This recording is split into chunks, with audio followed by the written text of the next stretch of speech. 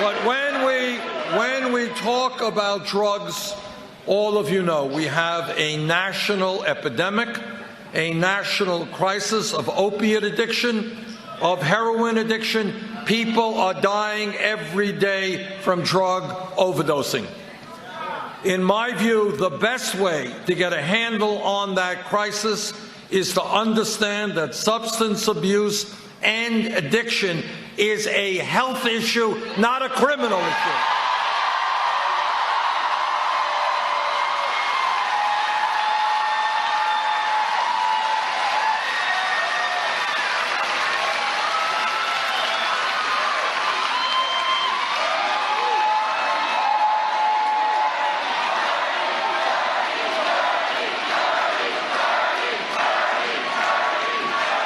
This campaign is listening to disabled veterans and senior citizens.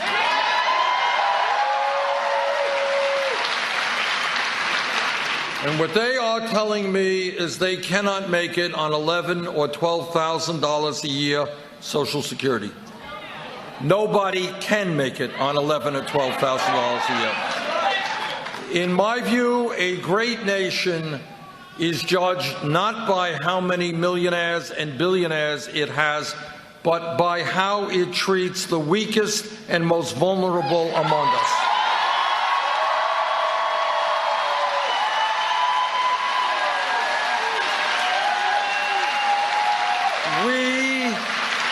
We cannot turn our backs on seniors and disabled vets who are 75, 80, 90 years of age, who cannot afford their medicine, cannot keep their homes warm. Now, amazingly enough, we have Republicans all over Congress.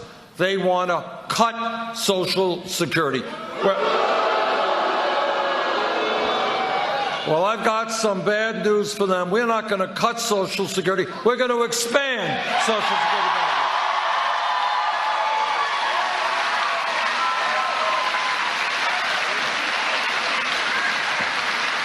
This campaign is listening to women.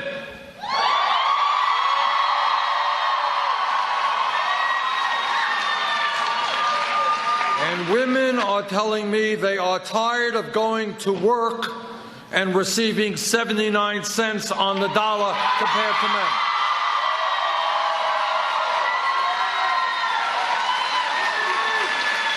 And I know that every man in this room will stand with the women in the fight for pay equity.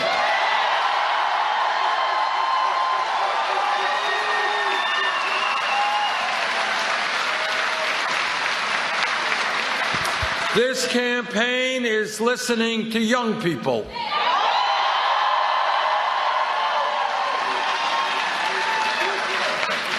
And young people are telling me they do not want to be the first generation in modern American history to have a standard of living lower than their parents.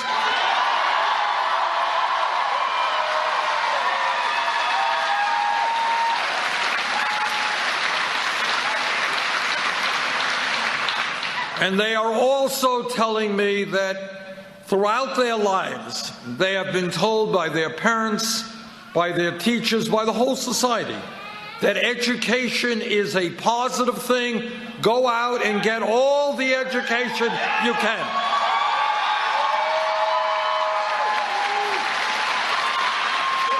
They have been told that in a highly competitive global economy, we need the best educated workforce in the world. And then they are asking me, how does it happen when we do the right thing? We get an education, we go to college, we go to graduate school, we're ending up $50,000 or $100,000 in debt.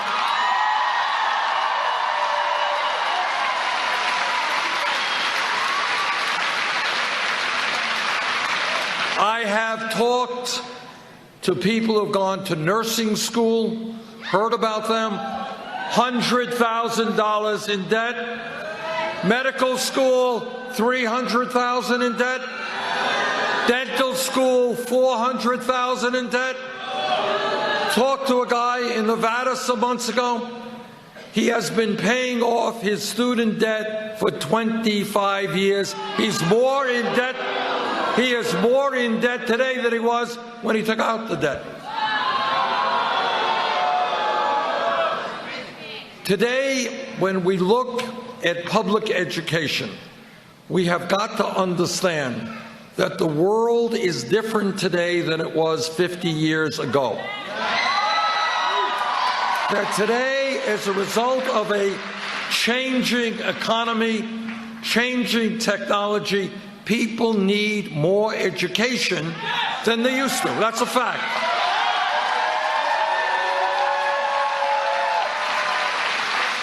In many respects, a college degree today is the equivalent of what a high school degree was 50 years ago.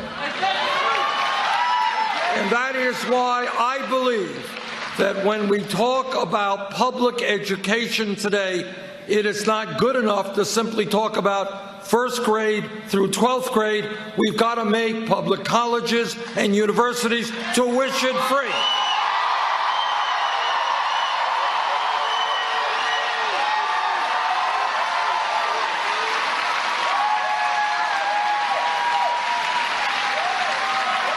And we have to deal with the student debt crisis, which is really crushing the lives of millions of Americans, people who are paying 20, 30% of their limited incomes on student debt repayment.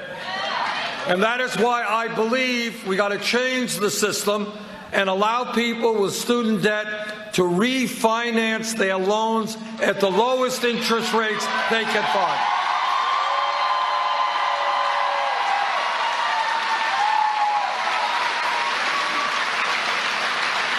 Now, my opponent and other people say, well, Bernie, you're Santa Claus. You're a nice guy. You're lowering student debt. You're making public colleges tuition free. How are you going to pay for all this? Let me tell you how we're going to pay for it.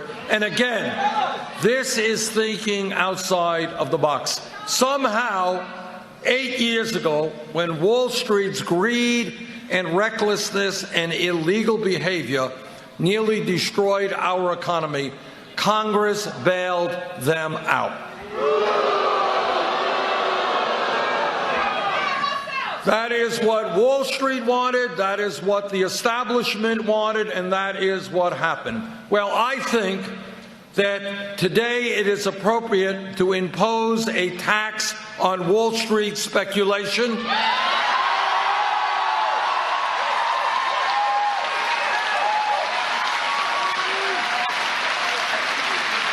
Which will raise more than enough money to lower student debt and make public colleges and universities tuition free.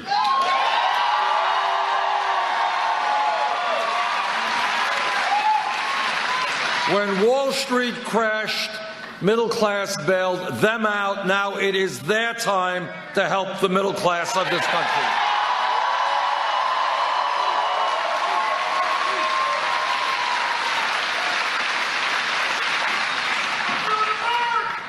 All over the country, we have Republicans running around talking about family values. They just love families. But I want all of you to know exactly what they mean by that. What they mean is that no woman here tonight, no woman in this state, no woman in this country should have the right to control her own body. I disagree.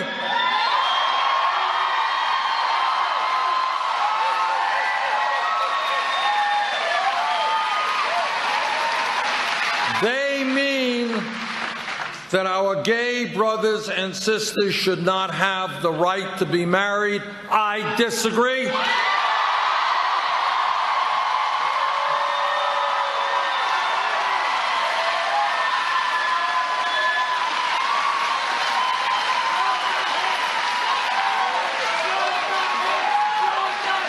This campaign is listening to people who are often ignored.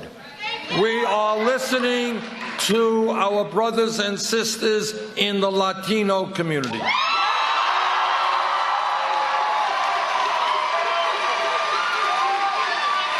There are 11 million undocumented people in this country. Many of them are living in fear. Many of them are being exploited, and they're living in the shadows. They want, and I want, comprehensive immigration reform and a path towards citizenship.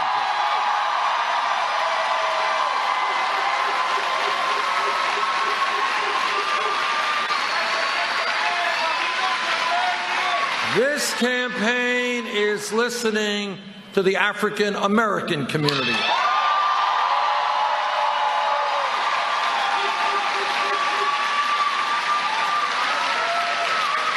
And they want to know is how come there is always funding available to fight in wars like the war in Iraq that we never should have gotten into in the first place?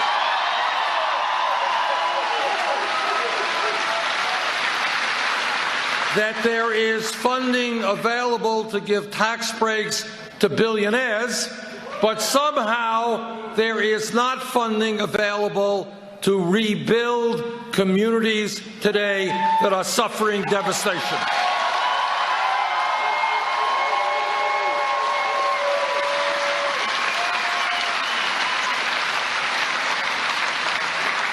May sound like a radical idea, but before we rebuild Iraq, we may want to rebuild Milwaukee and Flint, Michigan.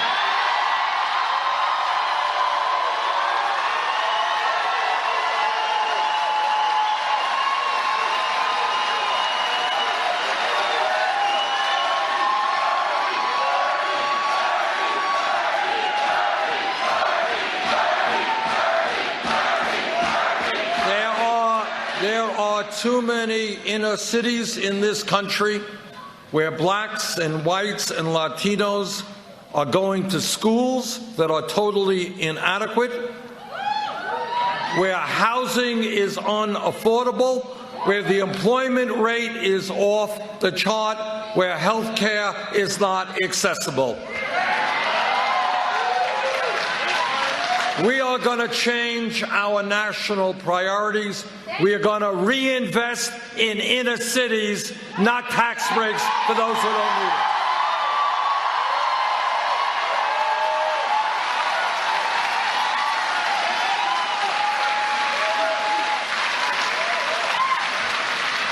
This campaign is listening to the Native American community.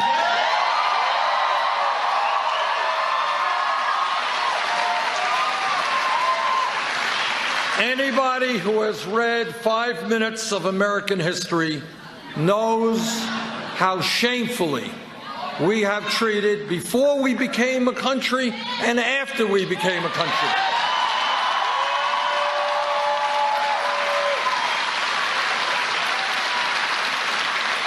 we owe the Native American community more than we can ever repay.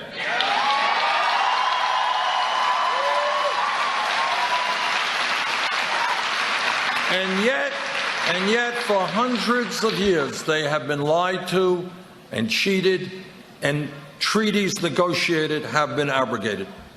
We need them. We owe the Native American people so much in terms of our culture and how we relate to our environment.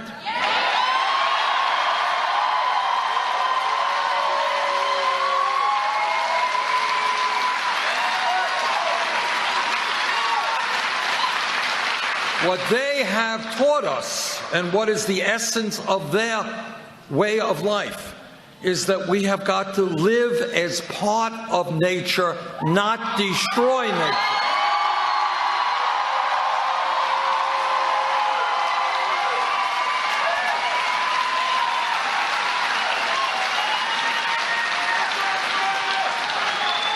And when we talk about the environment, I can tell you that as a member of the Senate Environmental Committee, climate change is real.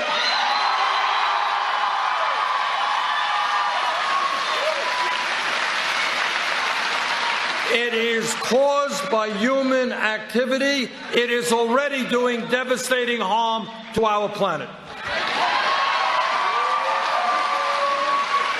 And what the scientists tell us is pretty scary stuff, and that is, we don't get our act together in the very near future.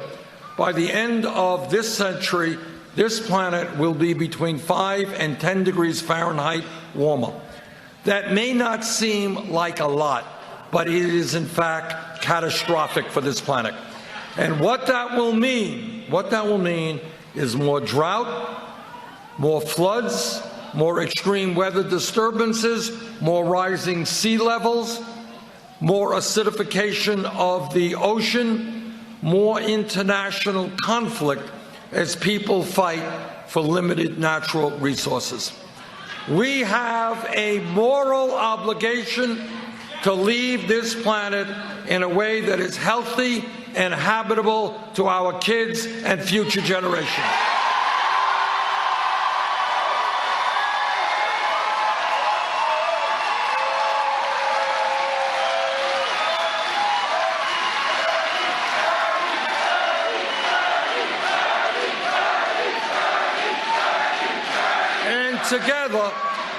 Together, we will take on the fossil fuel industry. We will transform our energy system away from fossil fuel to energy efficiency and sustainable energy.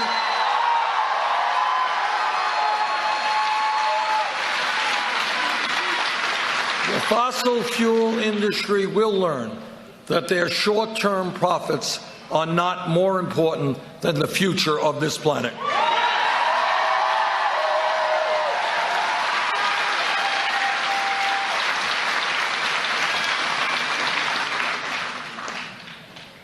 When we talk about thinking outside of the box, thinking outside of the status quo, I want all of you to ask yourselves, how does it happen that there is only one major country on earth, only one, that does not guarantee health care to all people as a right? And you are living in that country. Now, I'm a member of the committee that helped write the Affordable Care Act. It has done a lot of good things. We've eliminated pre-existing conditions. 17 million Americans now have health insurance who previously did not. We've made sure that young people under 26 could stay on their parents' health insurance program.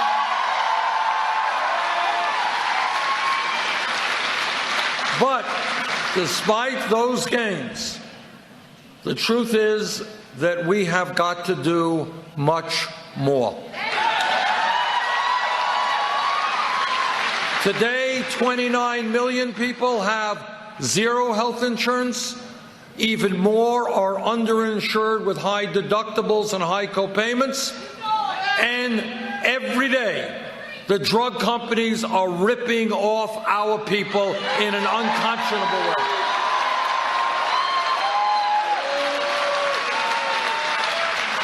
They are charging us the highest prices for medicine in the world. System is so crazy that 1 out of 5 Americans cannot even afford the prescriptions their doctors are writing. And people are dying because they're not getting the medicine they need. And then on top of all of that, we pay much, much more per person for health care than do the people of any other country on earth. That is why I believe, and I've said this before, I have been criticized for saying it, so let me say it again.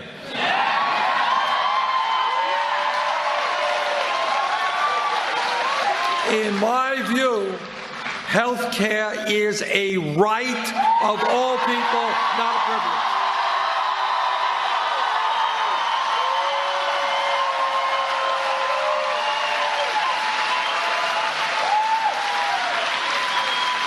That is why I believe we have got to go forward and pass a Medicare for all health care program.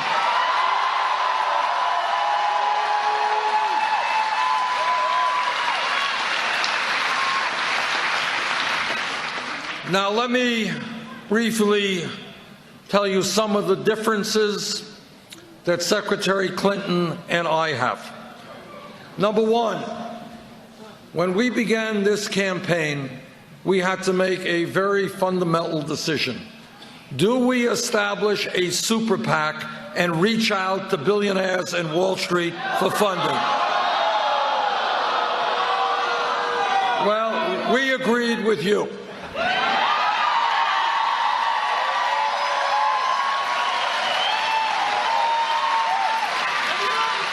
We don't represent Wall Street. We don't represent the drug companies. We don't represent the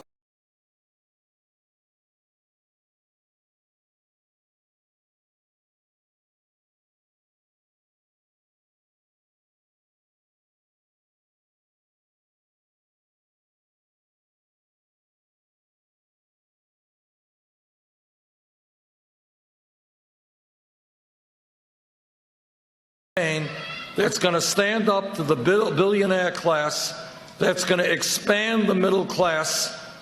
Help us out. And what happened in the last 11 months, quite unbelievably, we have received 6 million individual campaign contributions.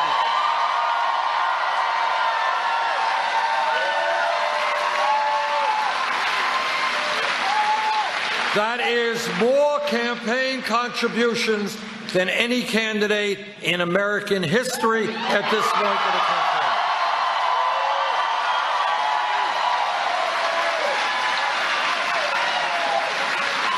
Anybody know what the average contribution is? $27.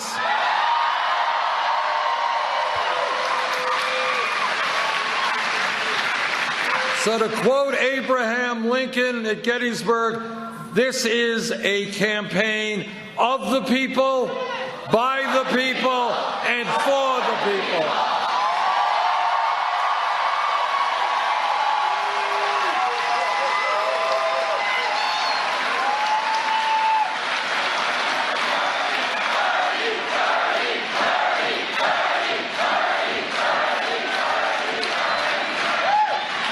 Now, Secretary Clinton has chosen another approach.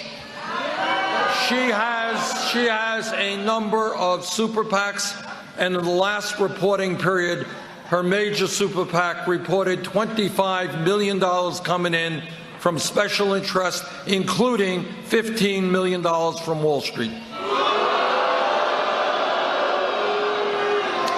In addition, as some of you may know, Secretary Clinton has given speeches to Wall Street institutions for $225,000 a speech.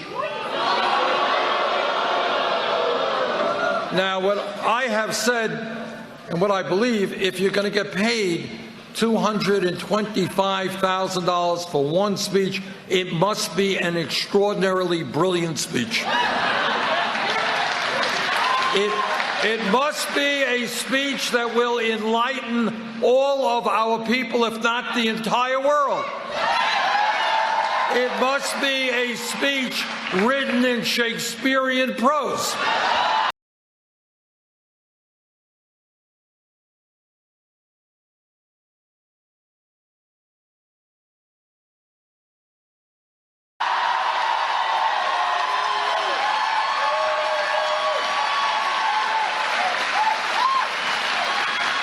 Secretary Clinton and I disagree on another very important issue which has had a very significant impact on Wisconsin and on states all over this country, and that is our disastrous trade policies.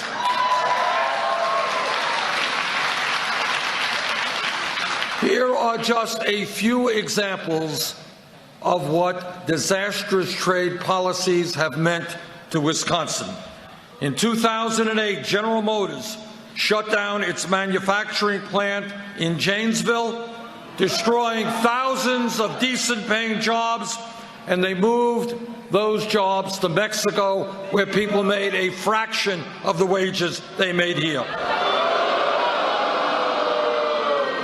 In 1996, Johnson Controls shut down its Groove City valve plant in Milwaukee, moved to Mexico, where they could pay workers 72 cents an hour. Last year, Johnson Controls threw another 277 workers in Milwaukee out on the street and moved to Mexico, China, and Slovakia.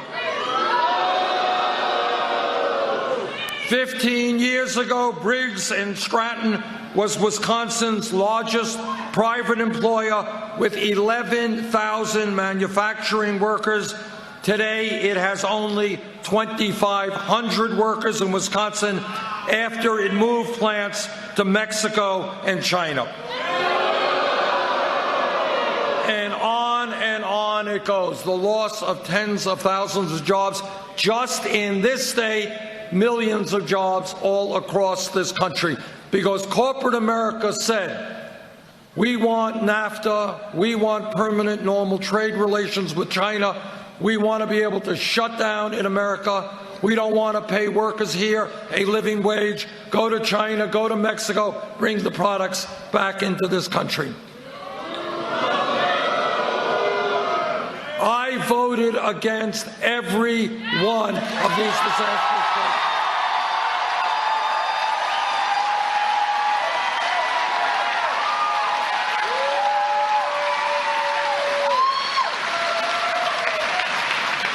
Secretary Clinton supported virtually every one of these trade agreements. All of you know that one of the important jobs that a president has is foreign policy. You all know that the most important foreign policy decision made in the modern history of America was whether or not we go to war in Iraq. In 2002, I listened to what Bush and Cheney and all these guys had to say. I didn't believe them. I voted against the war in Iraq.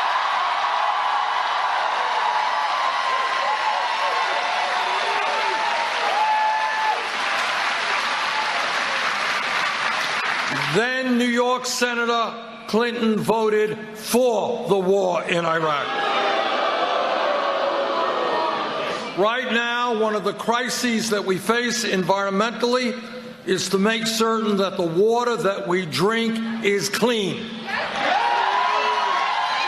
And that is why I support phasing out fracking.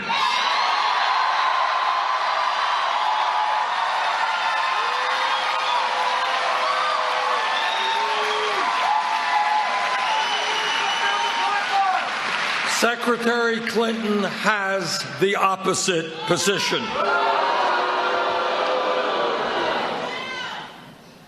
All of you know, who have studied history, that real change, significant change in our society, never takes place from the top on down. It always takes place from the bottom on up.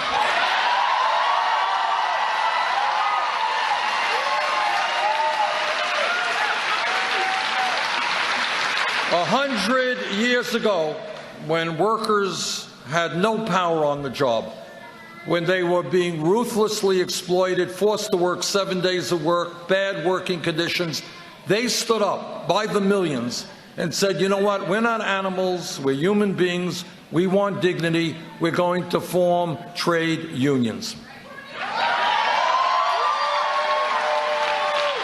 We're going to negotiate contracts with our employers and be treated with dignity.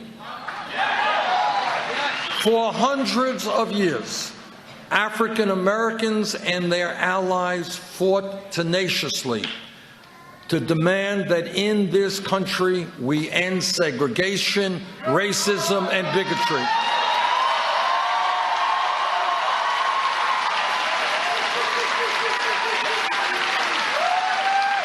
And we have no idea, no historical idea of the number of people who died in that struggle, who went to jail, who were beaten, who suffered.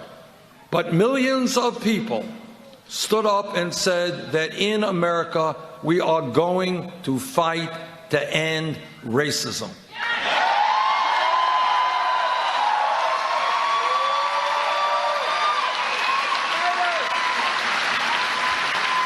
People forget this. People forget this. But 100 years ago, which is no time at all from an historical perspective, women in America did not have the right to vote, did not have the right to go to the schools they wanted to go, did not have the right to do the work they wanted to do 100 years ago.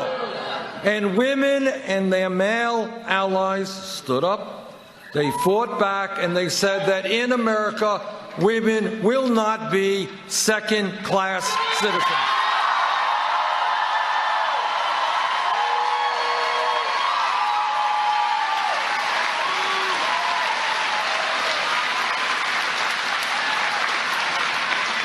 If we were here in this room 10 years ago, no time at all, and somebody jumps up and says, you know, Bernie, I think that maybe in the year 2015, gay marriage will be legal in 50 states in this country. If somebody had said that, the guy next to him would have said, you are crazy, what are you smoking? Which opens up a whole other area of discussion. But here's the point. As a result of decade after decade of struggling, of taking on incredible bigotry and hatred, people in the gay community and their straight allies said, you know what, in America, people should have the right to love whoever they want.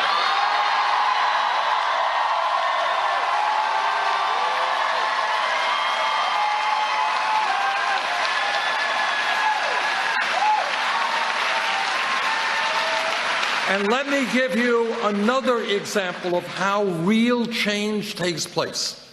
If we were in this room, not even 10 years ago, say 5 or 6 years ago, and somebody jumps up and they say, Bernie, you know, this $7.25 minimum wage, that's a starvation wage, that's an outrage. We've got to raise it.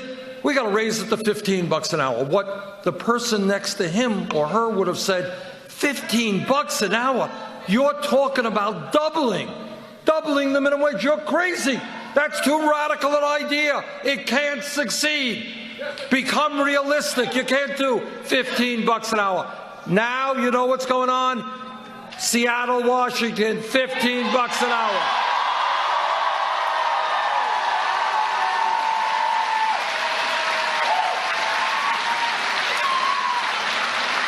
San Francisco, Los Angeles, all of California, $15 an hour.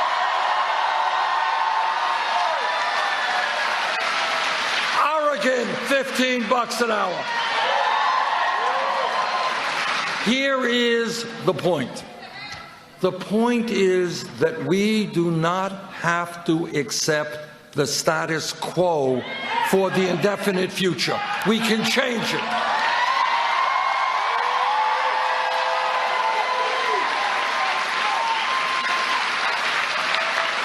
And what is happening in this campaign, I believe, is that people are looking all over this country and they are saying, wait a second, why do we have grotesque levels of income and wealth inequality? That's not acceptable. Why do we have a middle class which is disappearing and almost all new income and wealth going to the top 1%? Unacceptable. Why do we have the highest rate of childhood poverty of almost any major country on earth? Unacceptable. Why do we have more people in jail than any other country? Unacceptable. Why do we continue to have institutional racism? Unacceptable.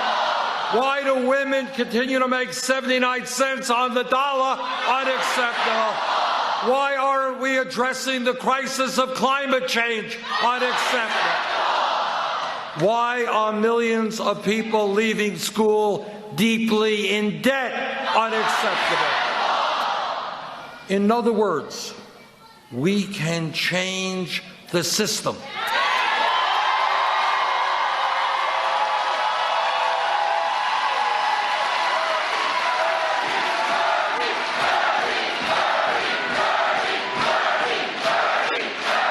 Now, politicians, most politicians in Congress, they don't want you to think in that direction. They want to say, well, the choice is, do we cut education by 4% or 6%? Do we throw 20 million people off of health care or only 10 million people? And if you watch the corporate media, that is also what they do. They give you these tiny little choices. We do not have to accept those choices.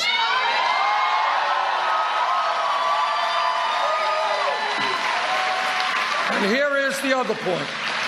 Here is the other historical point that I want to make.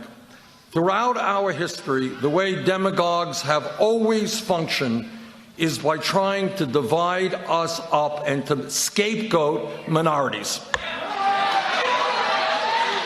For years, it was blacks against whites, native-born against immigrants, men against women, gays against straights, always looking at a minority and scapegoating and blaming that minority for all the problems facing our society. And that is exactly what the Donald Trumps of the world are about.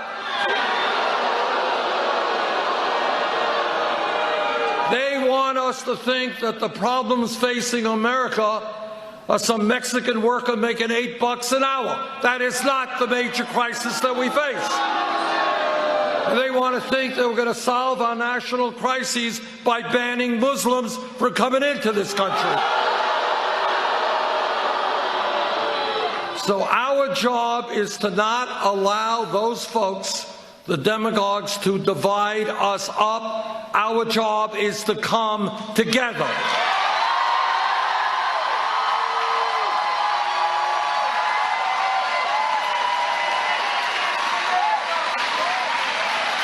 And when we stand together, black and white and Latino and Asian America and Native Americans, gay and straight, men and women, people born in America, people who have come to America, when we stand together and share a common vision for our children and the future of this country, there is nothing we cannot accomplish.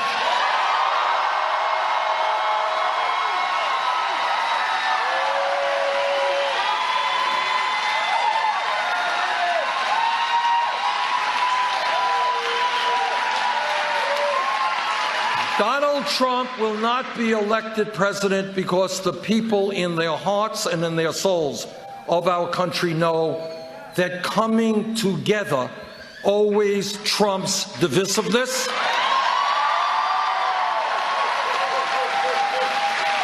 The people of our country understand that togetherness and supporting each other in our times of need always trumps selfishness.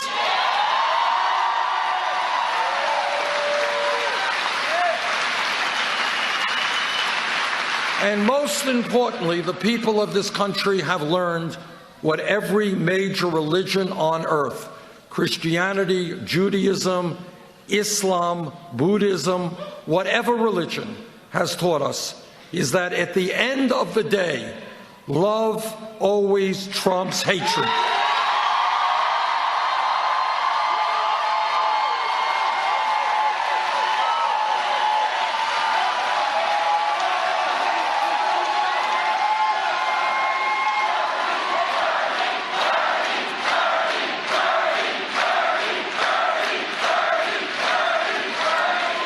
Next Tuesday, a week from today, Wisconsin is going to be holding an enormously important primary election. If there is a large voter turnout, if the people of Wisconsin are prepared to stand up and help lead this country to a political revolution, we're going to win.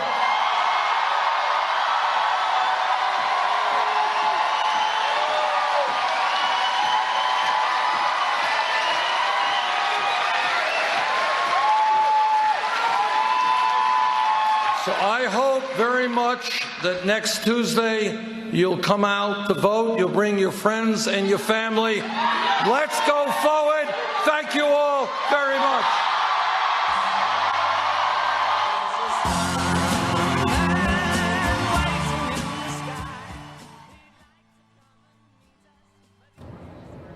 And there you go, Bernie Sanders wrapping up in Wisconsin. Welcome to Fox 10 News Now. We are here for you.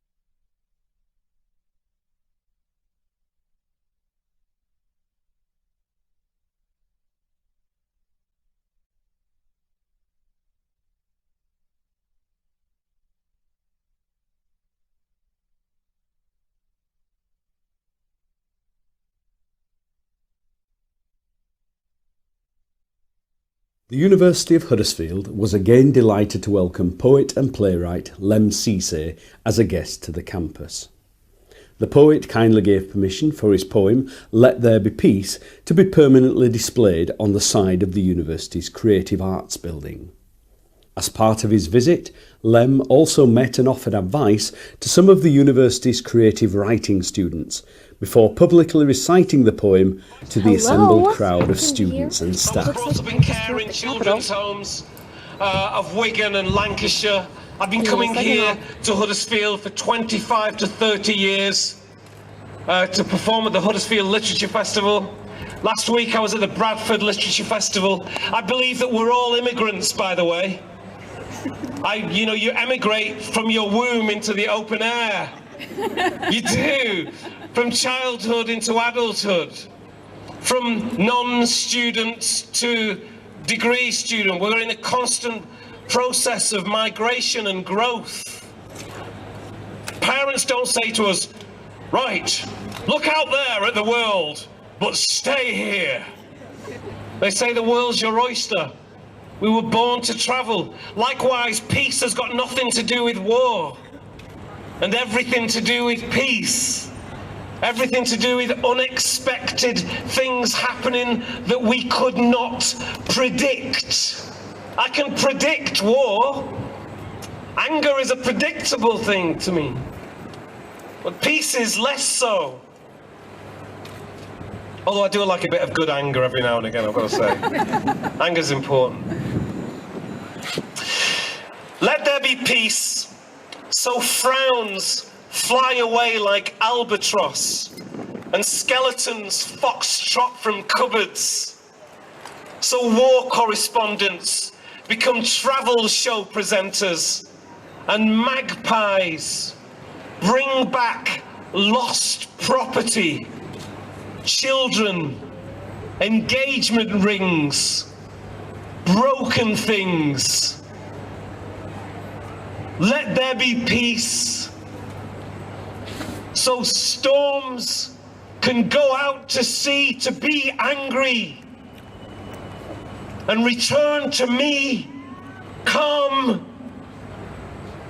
so the broken can rise up and dance in the hospitals, and let the aged Ethiopian man in the grey block of flats peer through his window and see Addis before him, so his thrilled, outstretched arms become frames for his dreams.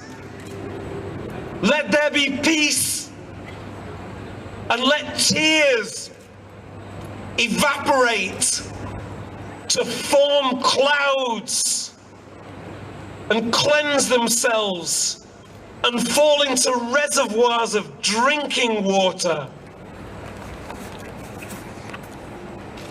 And let harsh memories burst into fireworks that melt in the dark pupils of a child's eyes and disappear like shoals of silver darting fish. And let the waves reach the shore with a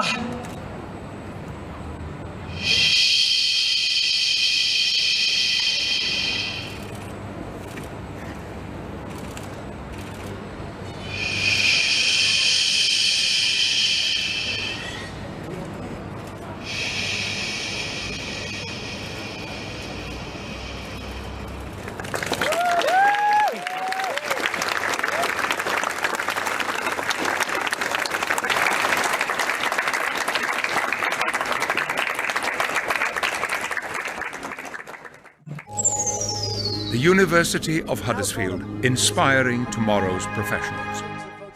I'll tell you something. There is something happening. It's like a movement. It's incredible. It's a movement, and we're part of the movement. It's not me. I'm a messenger, to be honest. I'm a messenger. And this is something that's so special and so amazing. And it's on the cover of Time magazine. It's on the cover of every newspaper. It's something that has maybe never happened, and they're saying it's a phenomena. Sometimes they say I'm a phenomena. I'm not. The message is what we want. We want jobs. We want jobs. We want trade deals that are smart deals, not stupid deals.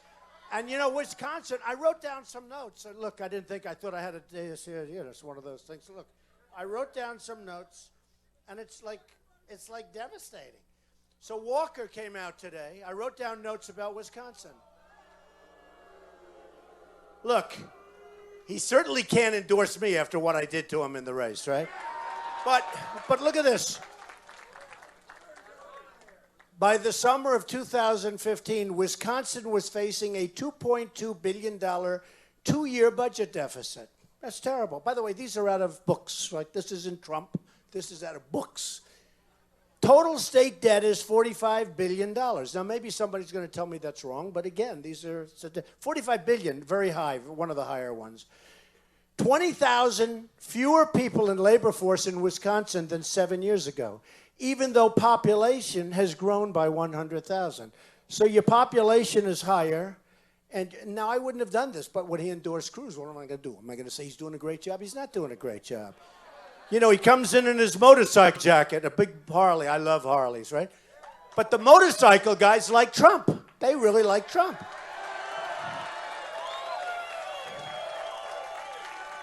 And he doesn't look like a motorcycle guy to me. I'm sorry.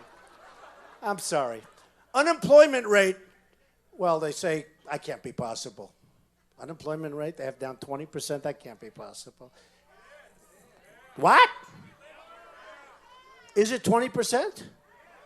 Effective or regular? I mean, just effective unemployment rate 20%. Hey, this is out of the big book. 800,000 food stamp recipients.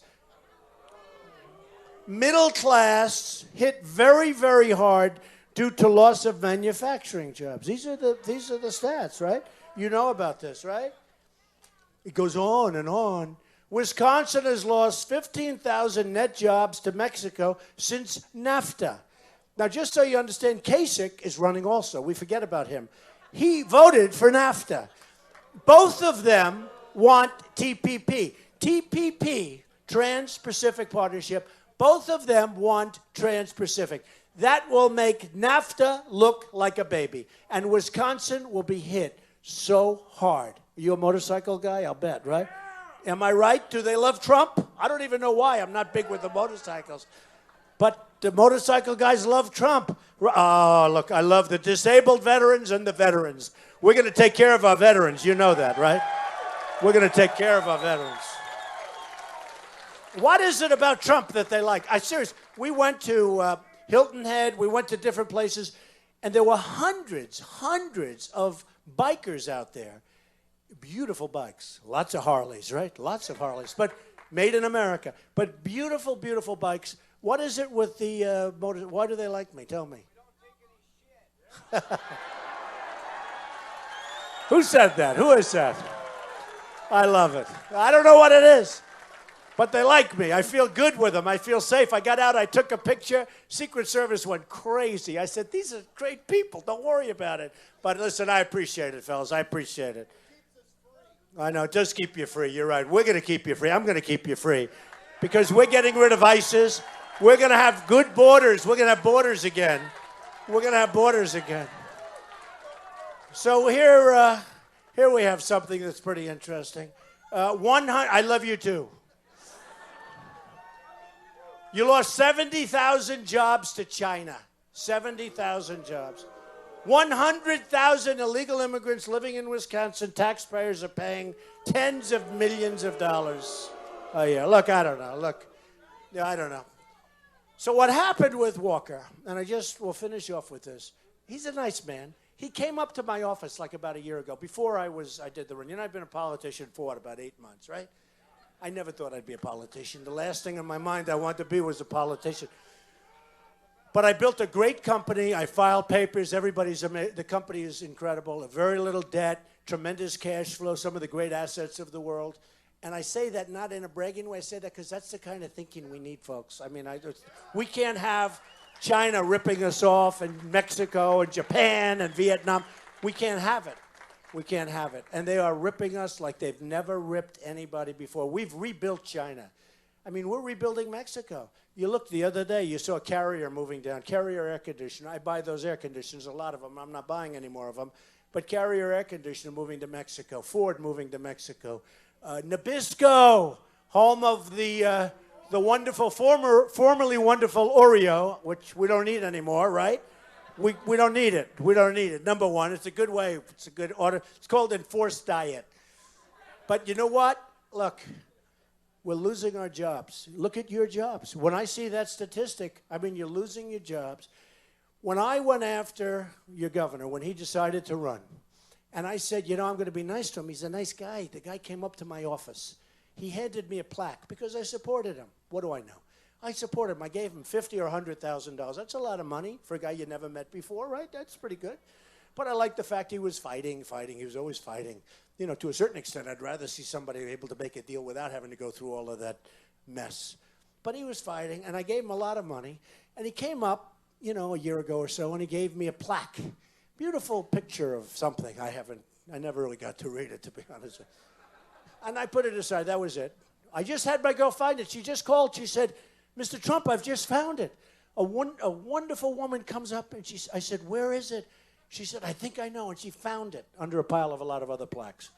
So I'll bring it. I'm going to try getting it if I can tomorrow or the next day, so do will. Because I'm going to be here the whole week. I'm going to be in Wisconsin the whole week.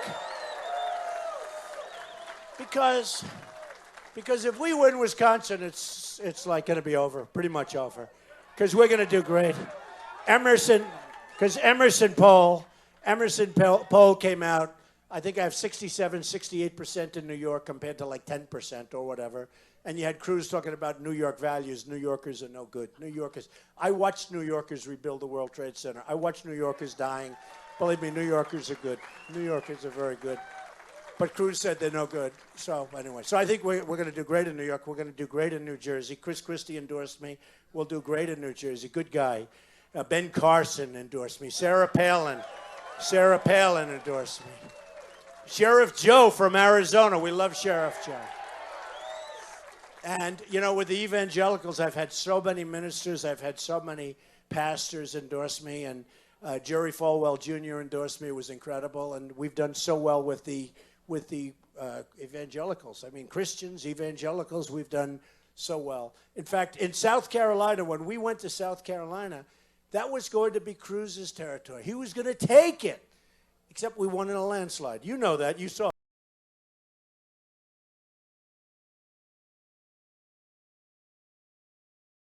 I looked, it's my tape. It was one of my places. I have great security. He was there. This guy follows me around, I'll tell you. I gave the tape. And but frankly, you were there, right? You remember he was going to win that in a landslide. People have looked at it. In fact, I just left another area of Wisconsin. We had a whole big meeting with a whole group of people, big audience, tremendous audience. And they're all shaking their heads. Give me a break. Give me a break. Let me ask you, though. The answer is yes.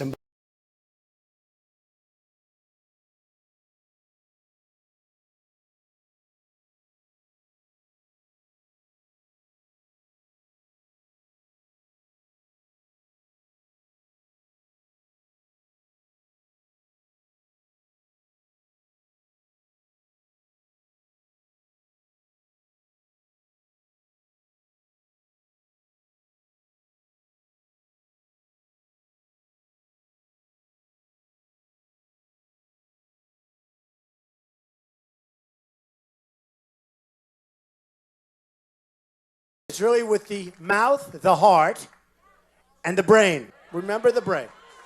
I have a lot of friends. They're good with the mouth, but they're not good with the brain. It all doesn't work, okay? You know, we had an interesting thing today. A poll came out, a nationwide poll. It was a great poll. It was Trump 48. It was an NBC poll. Trump 48. I think Cruz was second in the 20s, mid-20s, something. And Kasich was way down. So what happened is they show the poll. It was an NBC poll. They call it NBC Monkey Poll. And it was on the Today Show. And it was on Morning Joe. Morning Joe held it up. He said, wow, those are great numbers. 48 is pretty good. You have 3 people, you know. I don't get enough credit for that. I've been at 42, 44, 45, and I've had like 7 people. How do you get 45 when you have 7 people? Nobody says that. They said, he hasn't cracked 50 yet. How do you crack 50 when you have all these people running? So I'm at 48. The poll was good, way, way ahead of anybody else nationwide. And they showed Hillary Clinton. Hers is very close. She's got a little problem. Couldn't happen. Got a bigger problem with emails than she has, I think, with Bernie, to be honest with you. She should have. Her bigger problem should be with emails. We'll find out. We'll find out how honest our country is, right? But she's got a sort of close race. And they put her poll up. It was, you know, put up there, big letters. And then they said, and Donald Trump is winning. That was it. They didn't put numbers up. They didn't say, I'm doing great. In fact, they actually said Donald Trump is winning, and they put some a little slightly negative statistic in, it was like, wait a minute. They put her numbers up, and they didn't put my numbers up. Folks, it's so unfair. The press is so dishonest, it's unbelievable. That was Chuck Todd. That was Chuck Todd. This morning on the Today Show, check it out. They put Hillary's numbers up, and I'm winning by a lot. And they said Donald Trump is winning. You know, let's go to a new subject, okay? Now, I guarantee you one thing. If I was losing or doing poorly, it'll still be up. It'll be up all morning because they don't like what's happening. I'm self-funding my campaign. I'm putting up my own money. They don't like it. Ted Cruz and Kasich are getting money from the banking industry, from the energy industries. They're getting money from the pharmaceutical companies. They're getting money from everybody. Folks, you can't straighten out this mess. We're in a mess if you can't do what you have to do.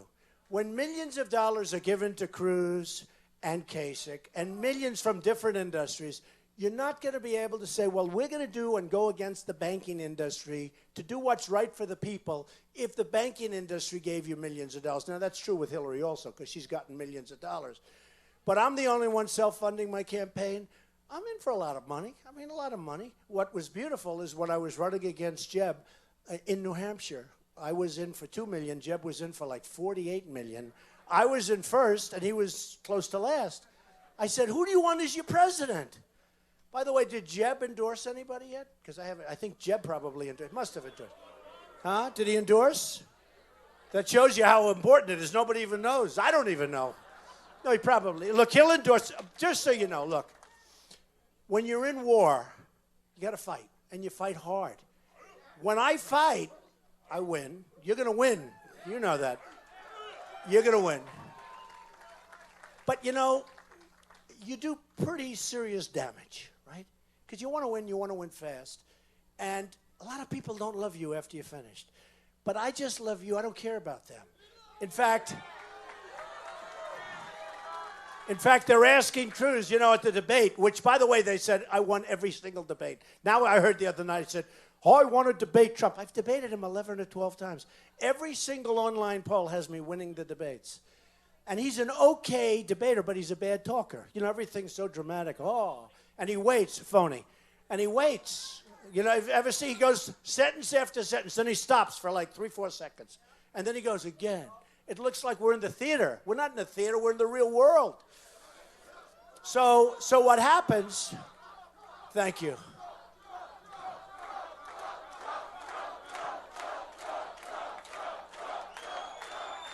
That's all right. Thank you very much. Yeah, thank you very much. By the way, the sheriff is here. He's a great guy, and his people are fantastic. Thank you, Sheriff. Thank you.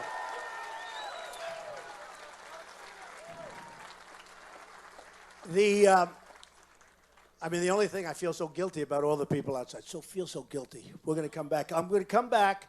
We're going to come back to this area. You guys cannot come.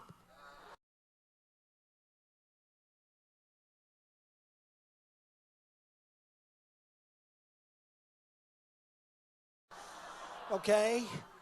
All of the ladies can come, but the guys can't. But,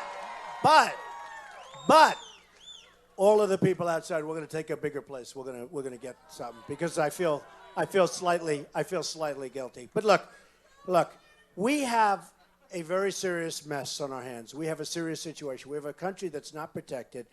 We have a country that's sitting on a big fat bubble that's going to explode. In a certain way, I say, let it do now. Don't do it after I get in. 3 days later, it'll explode. They'll say it's Trump's fault, okay? We are in a big, fat, ugly bubble. We have interest rates that are so low that if you're rich, like me, I can borrow money for any amount. If you're a hard-working guy with a great farm or you're a hard-working developer or businessman, you can't borrow money. You can only borrow money really cheaply. Think of how bad that is. You can borrow money for nothing, practically, if you're rich. But if you're rich, you don't need the money, so you don't have to borrow it. But if you're a business person, you want to go to the bank for a loan, you can't get it. The regulators are running the banks. Dodd-Frank is a disaster, by the way. It's a disaster. It's a disaster.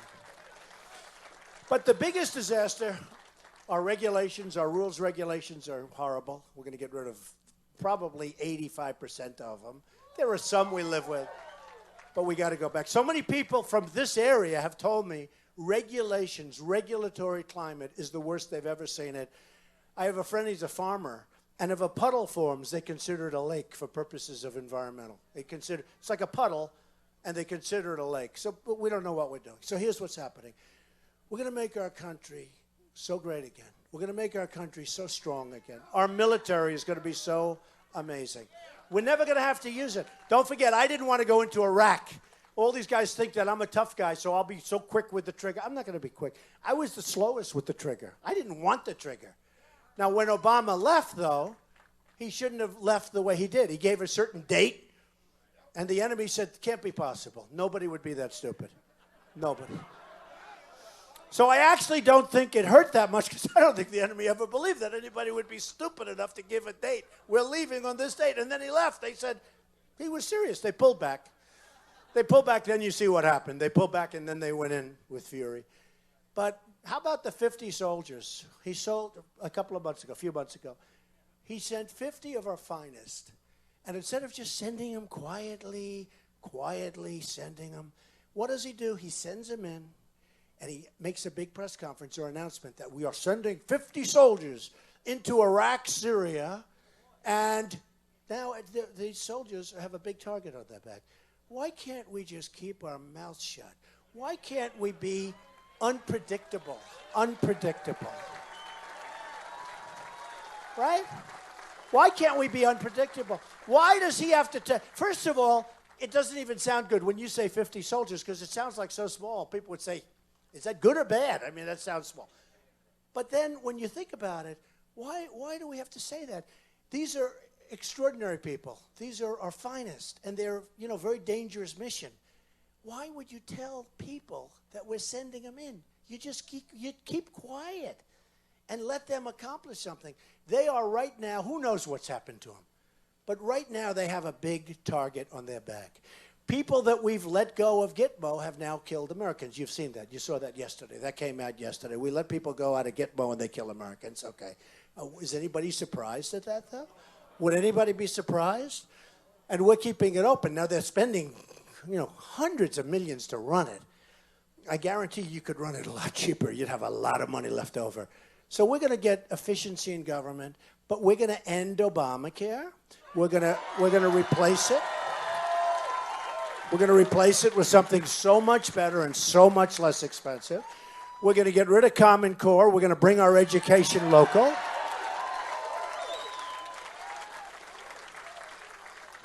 We are going to preserve our Second Amendment. It's under siege. It's totally under siege. And Christianity's under siege. I'll tell you, Christianity's under siege. You take a look. I'm with these. I'll tell you what, I've been with so many pastors lately, and Jerry Falwell Jr., as an example, was telling me that, first of all, he told me something. He says, you remind me so much of my father. I thought his father was a great guy. What his father did with Liberty College and Liberty University, and then Jerry, to top it off, has taken that to a whole new place. But when Jerry was so strong and so great, but I probably had 50 of the ministers and pastors, different folks came up to my office. And they're really under tremendous pressure because they don't want to have their tax-exempt status taken away. This happened during the Lyndon Johnson presidency. And I said, why is it that you folks are pushed around so much? Christianity. These are the pastors. And these are strong people. These are really strong people. Why do you allow them? Why aren't you more forceful? And finally, somebody said, well, we have to be a little careful of our tax-exempt status. I said, when did that happen, actually? It was during the Johnson. Well, we're going to try getting rid of that, okay? Because that's really terrible. We're going to try getting rid of it. And I've said that to a lot of evangelicals, a lot of great Christians. We're going to try getting rid of it because it sort of means that somebody walking down the street has more power than somebody of religion, of our religion, of Christianity, somebody that's an evangelical. You take anybody, they have more power because these people are powerless. They've actually taken their right of free speech away. So I said, we're going to try and get rid of that, and I think we'll be very, very successful. It's interesting. I said, how many Christians are there? Because, we got men, we got women. You cut it in half, we actually have a few more women. But we have far more Christians than we have men or women. So in a way, it's the most powerful lobby. It's the biggest group of people. But they're not allowed to talk because they're petrified. You saw what was happening with the IRS, and you saw what was taking place with regard to certain groups. So we are going to try, and usually when I say try, that means I'm going to get it done. That means I'm going to get it done. But we are going to try very hard. We're going to get that brought back. And I think it's going to be very hard to counter it because if the Christians and if the whole evangelical Christian sector gets together, nobody can beat. You know, when I made the statement about Muslims, banning Muslims on a temporary basis, I took such heat. Now people are saying, you know, Trump is sort of right about that. Now they're all going, wow, because they see what's happening. And I think if I would have said it about Christians, I would have had less opposition. That's what's happened in this country, okay? That's what's happened in our country. And we can't let it happen. We're going to turn this country around, and we're going to be the smart people. We're not going to be the dummies anymore. We're not going to be where China made last year trade deficit $505 billion with a B, billion dollars. Japan over $100 billion. Mexico, $58 billion. We're going to build a wall, and Mexico's going to pay for the wall, okay?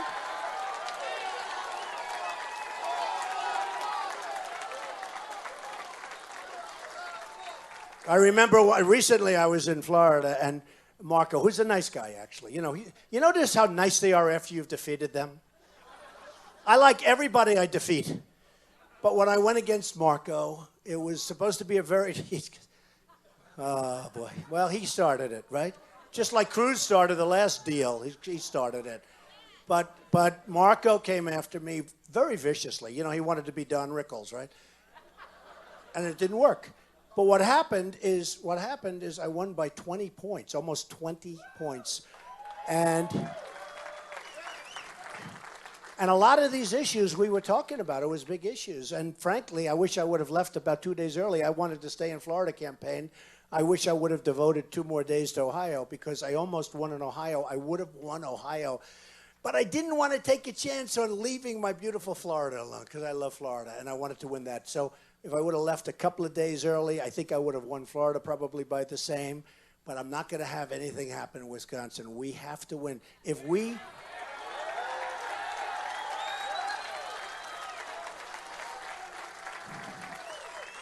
Look, we have to put these politicians in their place, folks. It's time.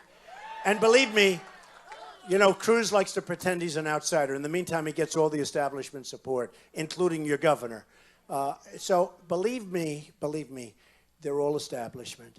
And frankly, in a way, it's worse because Cruz is establishment, and yet he's got no relationship with the establishment. He goes and he stands on the floor of the Senate for a day and a half, and he filibusters.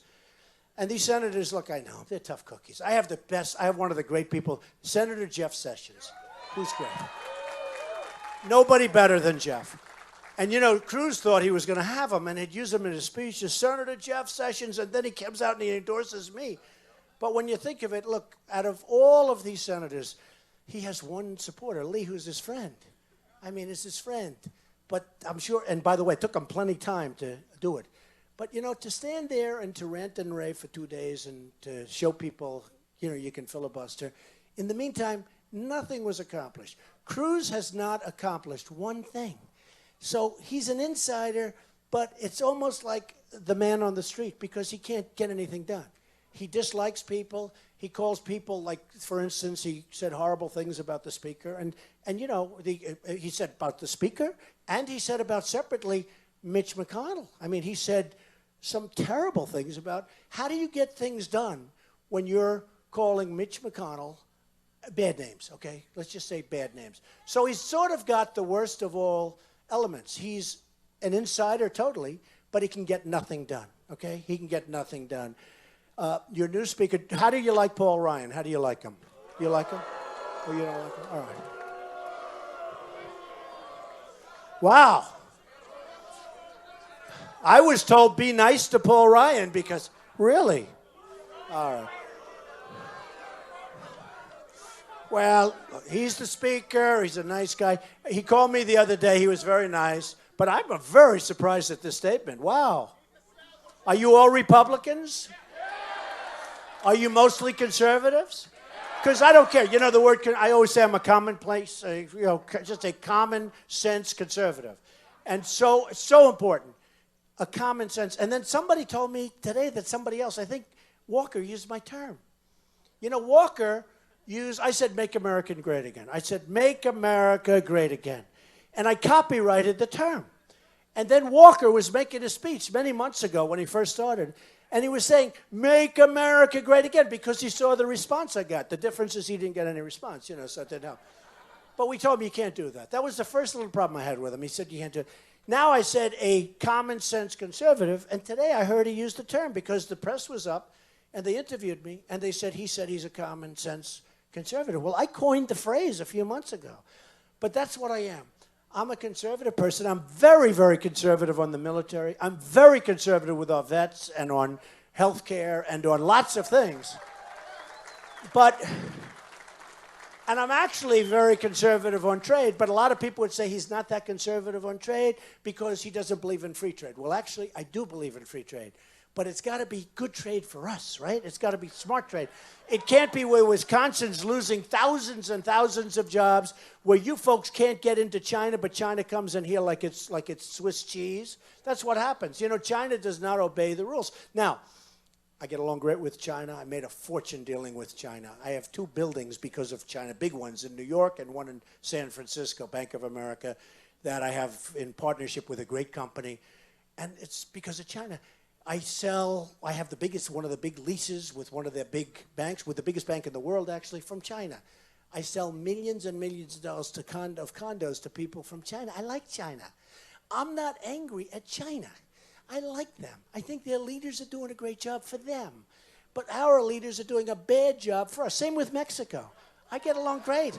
The Hispanics, I love the Hispanics. But their leaders are killing us on the border, and they're killing us on trade. And I'm not angry at them. I'm angry at our country and our leadership because it's grossly incompetent, and we're going to change it around. And we're going to get the best, and we're going to get the finest.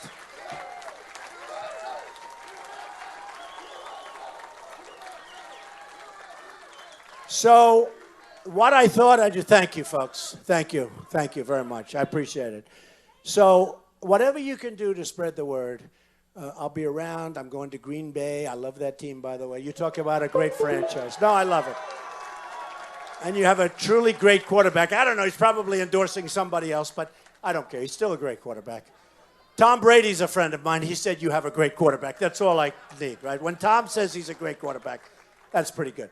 But, I really want to win Wisconsin, because if we can win Wisconsin, we're going to put all this stupidity away. We're going to put these stupid people that allow, and I'm talking about basically politicians. And in many cases, a lot of times people will see deals that are done. And take a look at the Iran deal. How bad is that? Just as a deal. Forget about countries. But many times people will say deals that the country makes, right? And they'll say, how can our politicians be so stupid? They're not stupid. They've been hit by the lobbyists and the special interests, and they make a fortune, okay? They get tremendous campaign contributions. They're not stupid. They're doing it for themselves. So again, I'm not doing that. I'm doing for you. I'm working for you. But just remember, they're not so stupid like you think. But when you look at the people funding Cruz's campaign and Kasich's campaign, and you look, don't forget, Cruz said, the banks, he's going to be Robin Hood. He's going to be this great guy. And then, in his personal financial disclosure form, he forgot to mention that he borrowed about $1 million from the banks, Citibank and Goldman Sachs.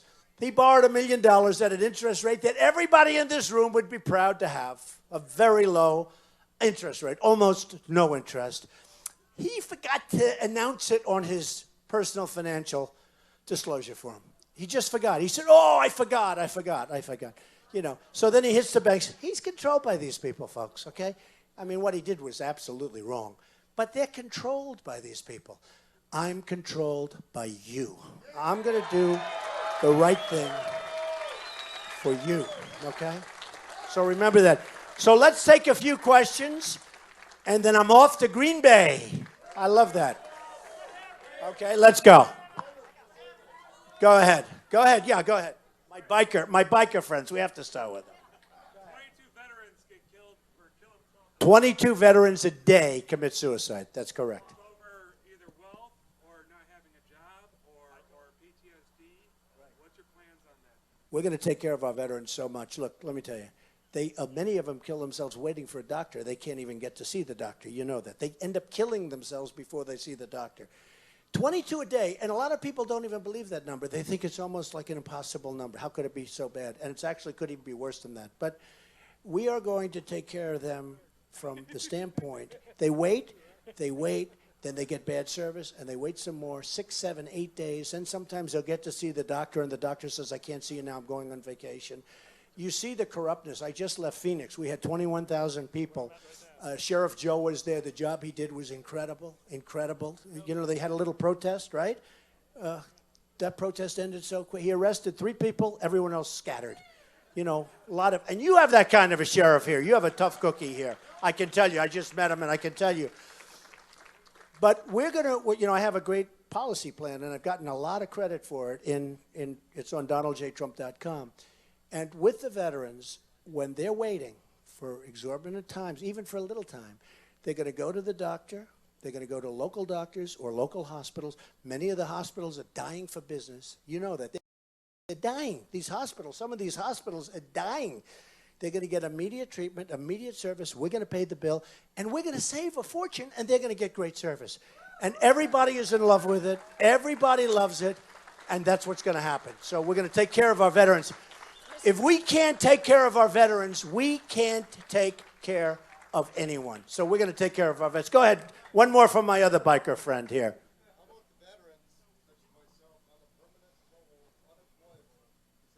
Boy, do you look good, though. You look good and tough. I wouldn't want to fight you. You think I could take you in a fight? I don't think so. What do you think? How about we do it right now? That'd be great for television. Go ahead. But I do have more hair than him, right? Go ahead. Yeah. I know, it's terrible. Why do they say, I mean, if you can say it, why are you unemployable? Okay, I got it. But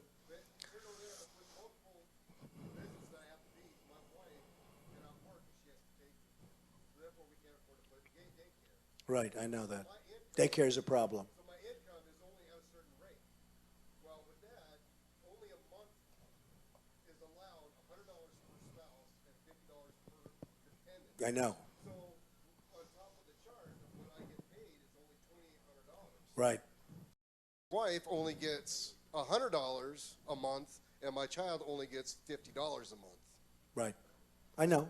So I've heard this many times. It's a very big offset between... Let me tell you, here's the problem. Our veterans are taken worse care of than illegal immigrants that come into the country illegally. Okay? So you don't even have to write it down. We're going to do things about it. Not you know what? Because I know, you know what you're saying? I've heard this so many times before with the daycare and everything else. We are going to take care of our vets. Well, okay? us veterans also don't get an annual increase.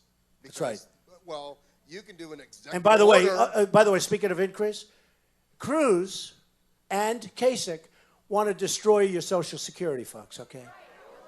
I want to bring money back into this country. I want to bring jobs into this country. I want to bring tremendous wealth into this country. I want to take our wealth back from China, from Mexico, from all of these countries that have our wealth. They've taken it like we're a bunch of babies. And we're going to save your Social Security, and we're going to save your Medicare. They want to get rid of it. Okay, remember that. Well, without saying that true, is also that you can give a veteran with a disability and or permanent total an annual increase automatically. You could do that. Because you can do an executive order. order. You could do that. Right? Well, you could do. Obama I want to not use too many executive orders, folks. Oh, you know, because, you know, executive orders sort of came about more recently. Nobody ever heard of an executive order. Then all of a sudden Obama, because he couldn't get anybody to agree with him, he starts signing them like they're butter. So I want to do away with executive orders for the most part. But look, just do me a favor. Stick with me. You're going to be okay. All right? All right? Okay? You're going to be okay. I know. What you've said I've heard 100 times. And the daycare is a huge problem. A huge problem. And your wife not working, huge problem. She can't. So anyway, and I'll bet you have a great wife. Good wife? Better believe it. Okay, yeah, go ahead. I work in education. I work at education. Right. What are you going to do to help get the local control back to our Well, we're local doing it. We're districts ending and Common school? Core. You're not going to be educated. Your kids in Wisconsin are no longer going to be educated in Washington, D.C. by bureaucrats, many of whom, I can't say all, but many of whom don't care for your kids. They couldn't care less. They get big fat salaries. Your kids are going to be educated locally. We're terminating Common Core. And you will see something that's magic. And I've seen it where parents and all of these people, they're all in the uncles, the aunts, they're all on school boards. They get professionals. They have great principals. You can't see what's going on from Washington, D.C. Many of the people never even come here. They sit behind a desk in Washington. They draw big salaries, and they're telling you how to educate your kids. Not going to happen that way. And I've even seen it where the kid graduates, the child graduates, and those parents stay on. They love it because their child went through the system. They love it, and they become so good at it. That's what's going to happen. We're one of the worst in the world in education. We're going to be one of the better ones. Not necessarily, I don't know that we're going to beat Sweden, Norway, Denmark, and China, but we're going to come very close, okay? Yes, go ahead. Discipline in school. I don't think that Wisconsin should have a big problem with discipline. Do you have a problem with discipline? You're from where? Rochester, Minnesota. Oh, well, that's interesting. Okay. Well, we have to get discipline back in the country. Forget about school. We have to get discipline. I mean, I have a case. I have a wonderful guy, a campaign manager. You talk about discipline. And you probably saw what happened today with my campaign. He's a good guy, Corey. And by the way, the easiest thing, Corey, you're fired. I can't do that. Can't do it. So fortunately, I have a taping system, I'm rich, so I have tapes all over. So this young woman who complained she was talking about being maybe thrown to the floor and all this. I said, that's horrible. And then we saw the tapes. Did anybody see the tape? What did you think, right?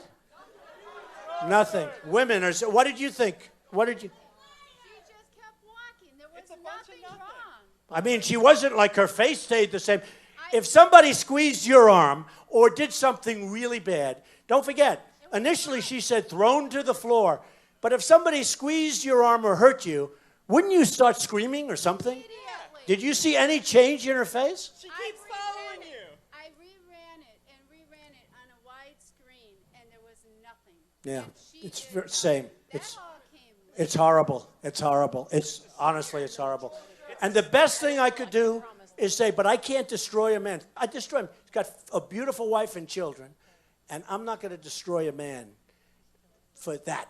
And when I saw that at the tape, at first I said, this is terrible. Okay. Then I saw the tape. It's my tape. I'm the one that had the tape. It's on the ceiling of this incredible club in Jupiter, Florida. And we're all leaving, and we have a press conference, right? And the press conference lasted a long time. It was like 45 minutes. So that was enough. I'm leaving with a whole big gang of people pushing left and right. And all of a sudden, she bolts into the picture. She grabs me or hits me on the arm. In fact, I'm like this with my arm up. And then he goes by, and maybe he touched her a little bit, but I didn't. It was almost like he was trying to keep her off me, right?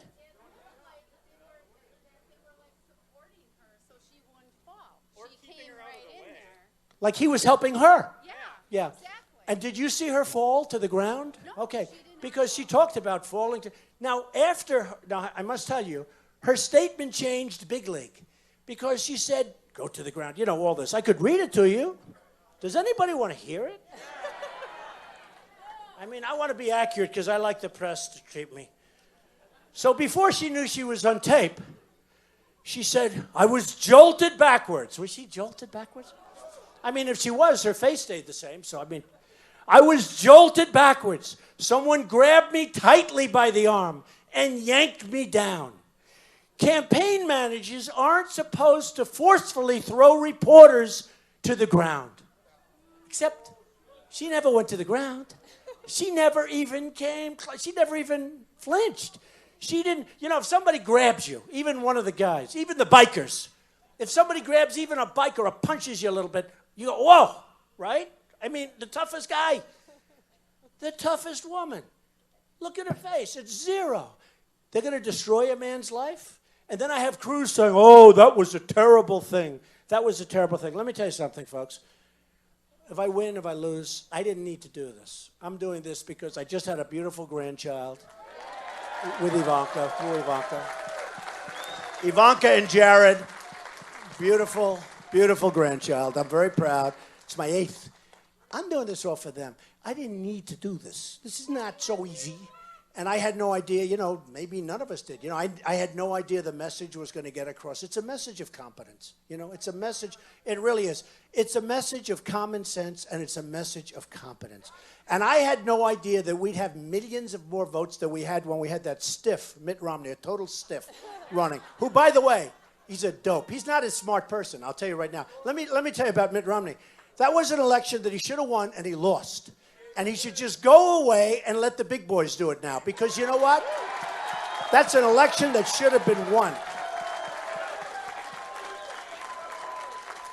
And I'll tell you what, I helped John McCain, and at that time, honestly, that was a tough deal for him because the world was sort of collapsing, and that was a tough one. But he lost. And I helped Mitt Romney a lot, and he lost. And I said, this time, we're going to do it ourselves. Okay, we're going to win. We're going to win. So just remember that. We're going to win because of Wisconsin, I hope. Okay, a couple of more questions. How about a woman? Go ahead. Go ahead. Go ahead.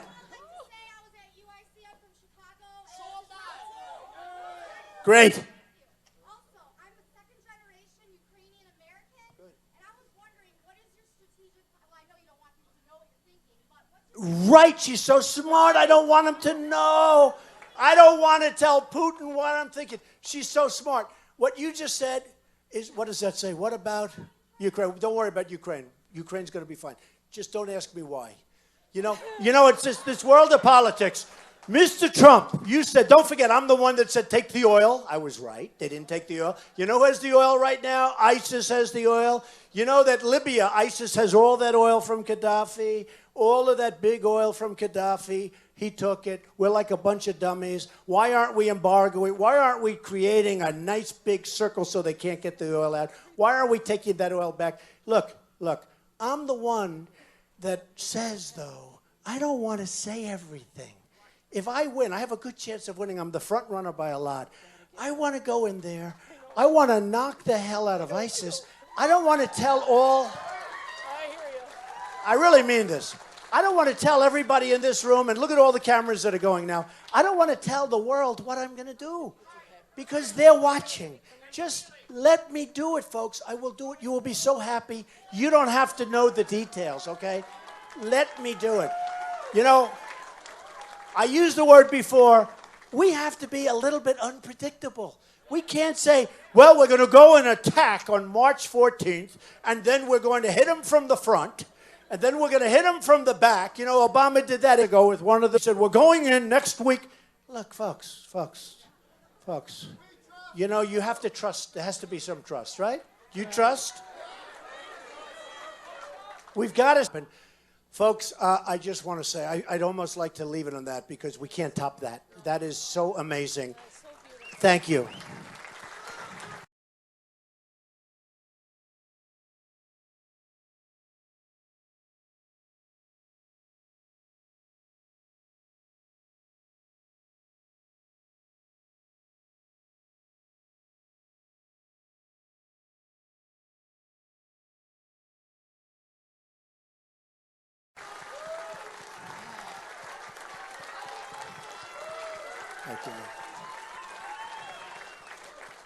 That little, very sad, but I think it's going to be really a story of hope, and something that is really great is going to happen out of that. You watch.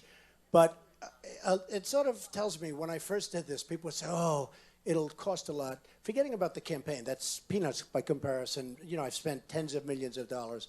But the big thing, I lost certain businesses, and I owned the Miss Universe pageant. I bought it very inexpensively many years ago, 15 years ago. And because of the fact that they thought I was against this one or that one, I had a hard time with television. Now, the good news is I sold it for I was very happy, okay, with that. But I didn't want to sell it, but I sold it. And I built it to really a very good company. We did a great job with that company. Miss Universe, Miss USA, Miss Teen USA. But other businesses, I sort of like the shirts and the ties with Macy's. Macy's was unbelievably disloyal because of illegal immigration. And they ended the shirt size. Who cares? I mean, it's not a big deal. But I'm doing something. Nobody else is giving up what I'm giving. I mean, when Cruz runs, he runs. If he wins, great. If he loses, great. He doesn't, you know, it's him. He's a politician. They run, they win, they lose. Who knows? But these guys run for office. That's all they do. I've always heard, you can't run for office, especially for president. You just can't run for president. And I can see it. I have so much false press about me. Things that are so false. Do you know, I saw the other day on television, there were like 50, did you see it? 56,000 negative ads on me. 56,000. In fact, in Florida, I owned Doral, and in Florida, we had the tournament there 2 weeks ago. Adam Scott, the great Adam Scott, great golfer, he was winning. And in between shots, I told you this after the victory speech, in between, they'd have commercials, and they were all about Trump, negative, horrible negative commercials, mostly false, mostly, not all false, but mostly false, I have to be honest. But it came out the other day, I think it said $68 million, 55,000 negative ads. And when I was running in Florida, I said, how is it possible to win? I mean, with all of this, because I knew it. I mean, you couldn't turn on, in Florida, where I was, you couldn't turn on the television without seeing Trump commercials, sometimes 4 or 5 in a row. And they were horrendous, done by very, very bad. I said, what's Club for Growth? He said, well, they want to talk to you. I said, all right, send him up. He's a friend. He's a good guy. And now I'm in politics, so I have to see people that I wouldn't normally. You know, I'd say, give me a break. So Club for Growth, they come up to my office. This guy was, I think, a former congressman. And he tells me a little bit about Club for Growth. I'm falling asleep. And then he goes, would you contribute $1 million? I said, $1 million for what? I don't even know you. I never met you. I said, do me a favor. I'm trying to be nice. And I said, do me a favor. Go back, write me a little note if you can. And he was stupid enough to write me a note. He writes me a letter asking for $1 million. I let him know that I'm not interested. You know, you could be rich. I'd rather take $1 million and throw it all over this room. I'd rather give it to you for your boy. Okay? And so what happens is they write me a letter. Put it in writing. I give you the letter. Some of you, has anyone seen this letter they wrote? It's incredible. They write me a letter. It's like extortion. They asked me for $1 million. I said no, nicely. And then they're doing ads all over Wisconsin. Club for Growth. They did them all over Florida. Club for Growth about eminent domain. By the way, without eminent domain, you wouldn't have highways, you wouldn't have schools, you wouldn't have hospitals, you wouldn't have bridges. You need eminent domain. If something's in your way and you're building a highway, if you're going to produce 7,000 jobs and you need a little corner of somebody's property every once in a while. You know, it's funny. These guys all want the Keystone Pipeline, right? Everyone. Conservatives. No, conservatives want the Keystone Pipeline. I like the Keystone Pipeline, too. But they have a whole big thing on eminent domain in their prospectus. Because without eminent domain, they wouldn't go 15 feet. They wouldn't be able to build it. So they have a whole... So they don't want eminent domain. They do commercials about eminent domain. They love the Keystone Pipeline. And the whole Keystone Pipeline is based around eminent domain. Because you got to go from Canada, where Cruz was born, to Texas, where he's representing. Think of it. This guy. And don't forget that. Remember what I said. I'm going to win. Just remember what I said. I'm going to win.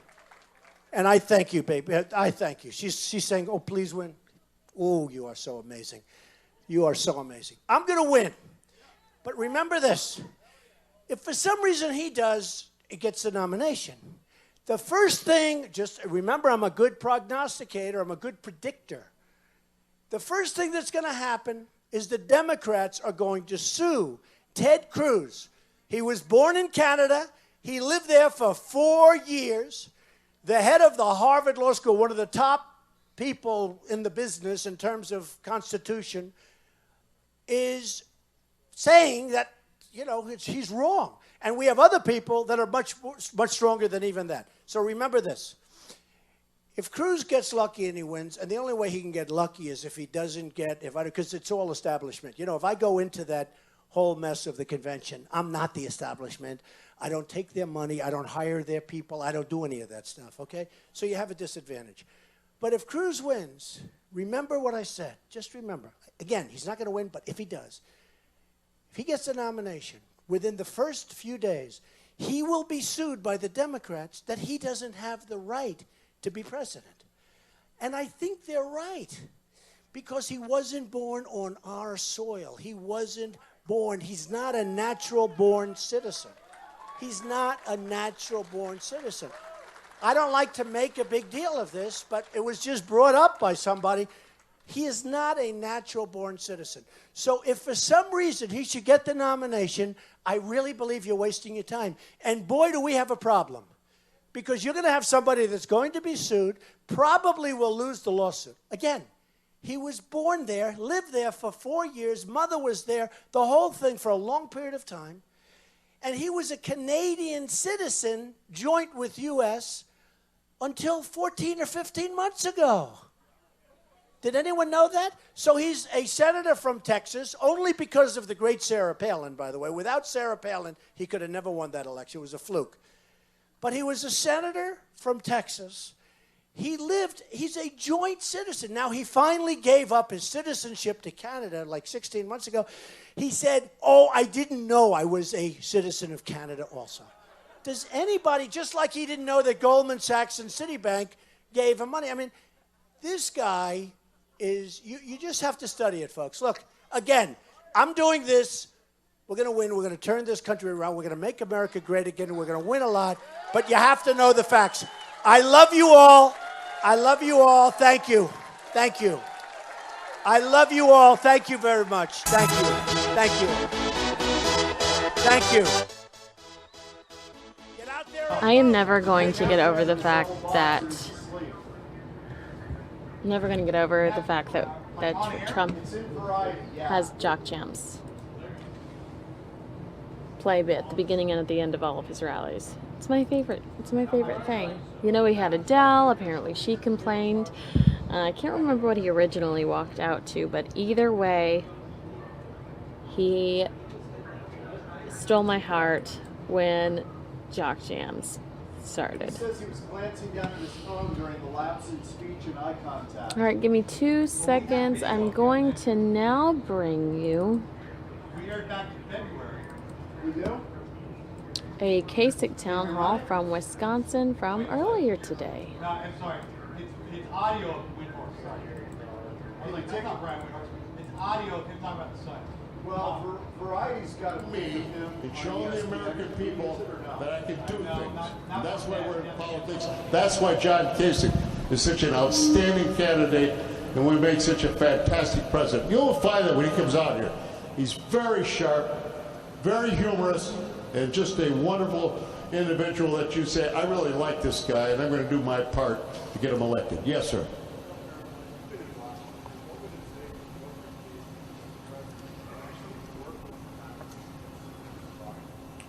Well, first off, John Kasich has already proven that he can do that. John Kasich has shown that, you know, when he balanced the budget, you don't balance the budget alone. It was John's ideas. He drafted the budget, but then he had to get his budget. And first off, when you have a budget that you're going to have to say to some people and some organizations, I'm taking your questions.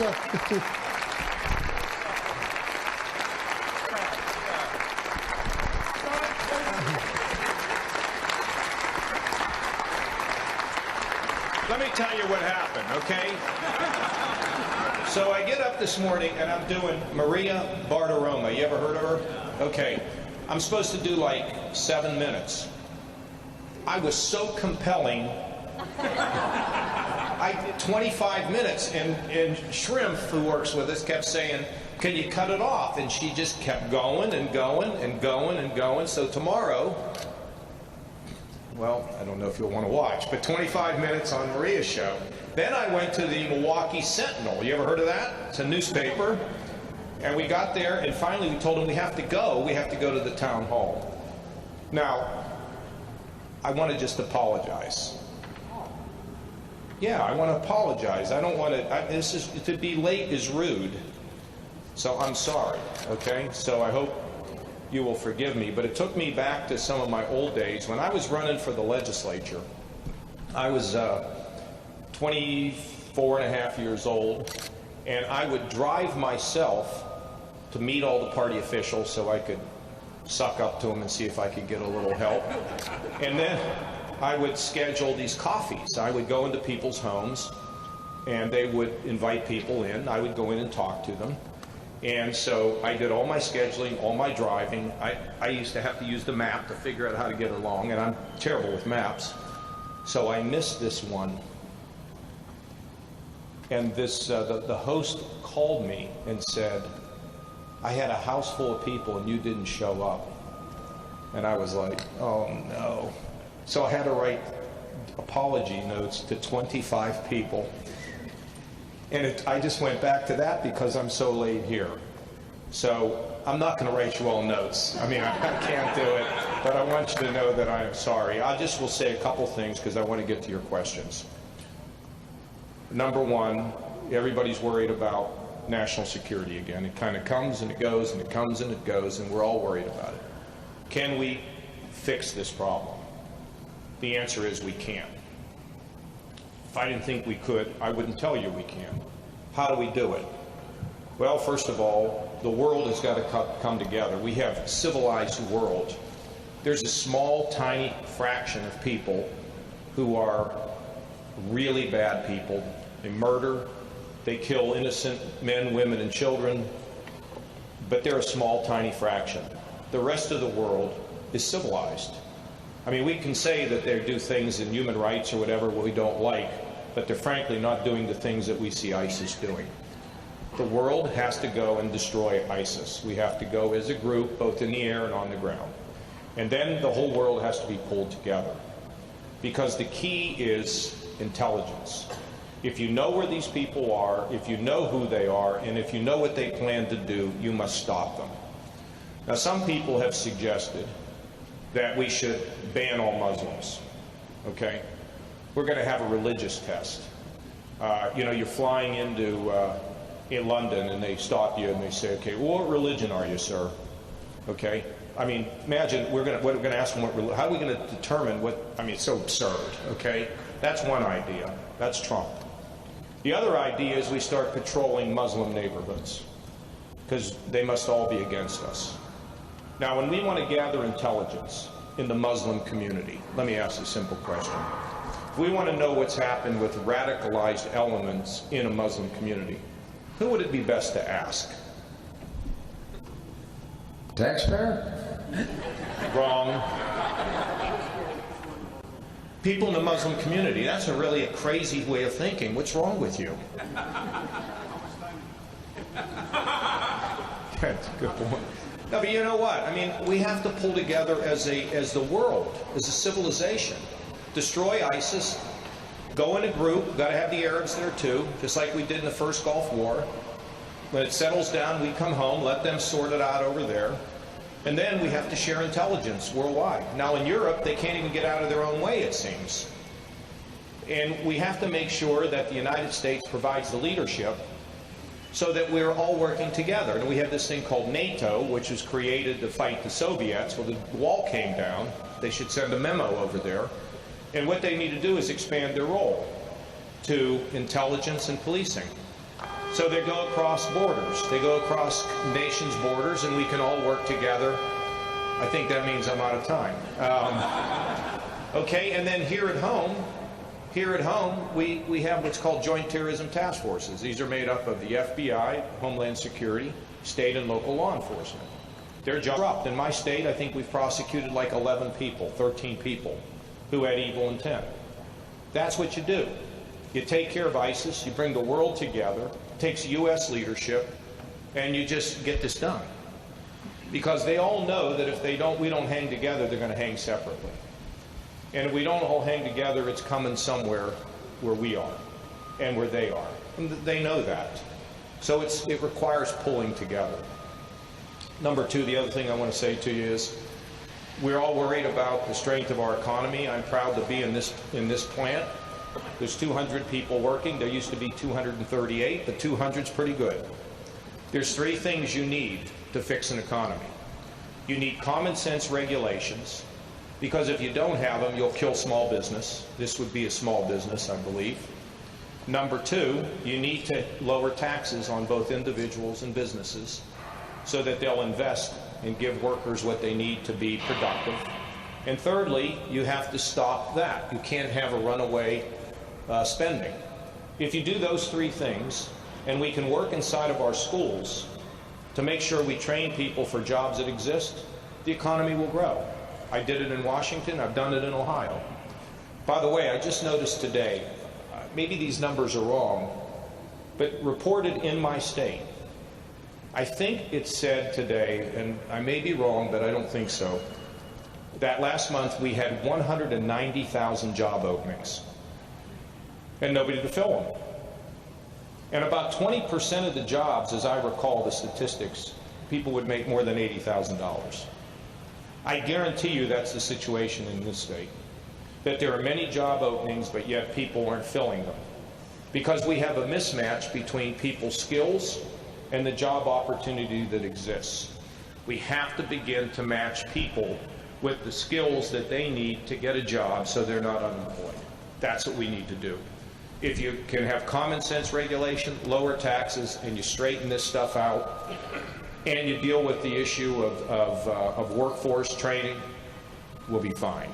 And we can actually pay that down. I've done it before. So, let me stop. Take your questions. Yes, sir, right here. You know how you eat an elephant?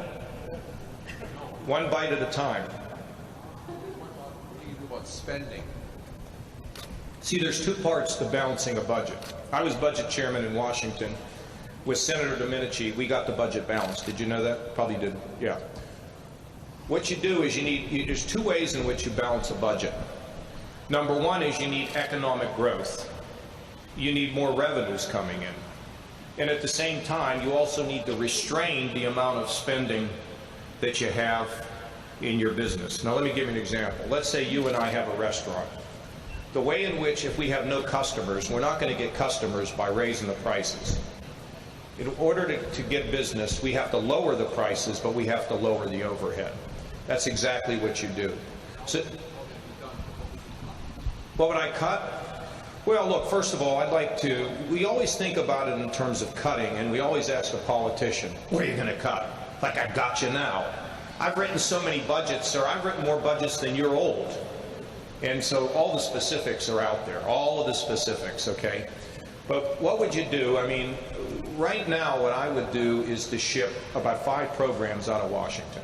I would send welfare, job training, infrastructure, Medicaid, and education out of Washington back to the states, and then hold the states accountable for running those programs, okay? So that's one thing. The other thing you do is you start to reform programs. For example, in my state, we have Medicaid, which is the toughest thing for states to control.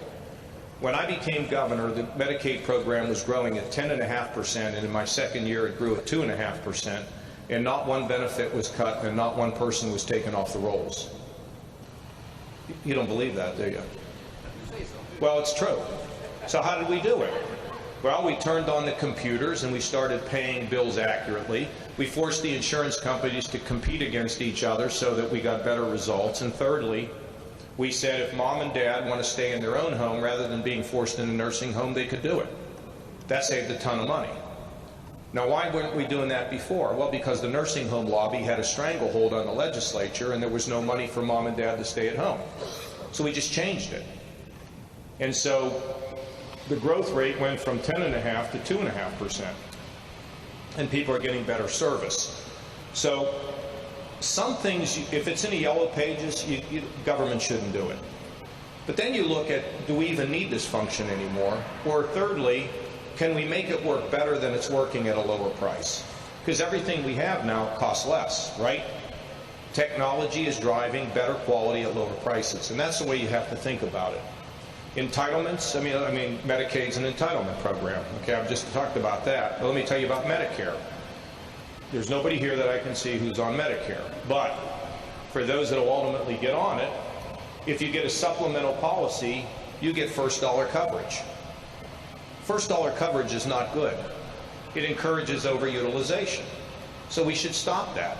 We should have to pay a co-payment up front so we don't overutilize the program.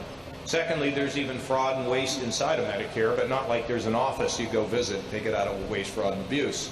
Thirdly, when you retire, the default option is to go into fee-for-service, the most expensive of the health care, instead of being in coordinated care. If you put people in coordinated care rather than fee-for-service, you'll save money.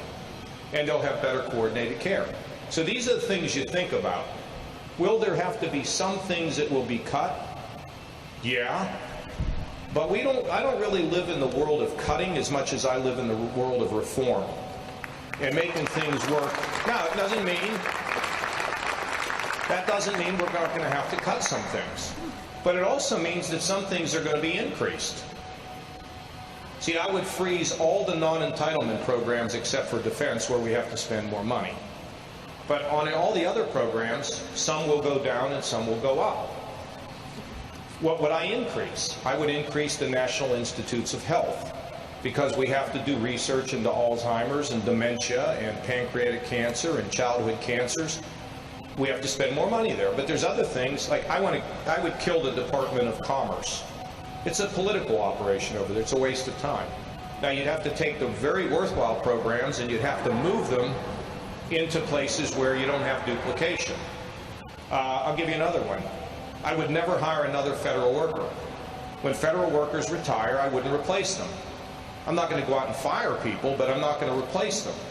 In other words, we have the lowest number of state employees in 30 years, and without firing anybody, just by not replacing people and saying to people, okay, come on, you got to pick up the slack. That saves you, everything saves you money. Now, you're not going to get that fixed overnight. It's going to take, we have projections of how long it would take. We project 8 years, but it would happen quicker than that to balance the budget. And then to begin paying down the debt, it just takes time.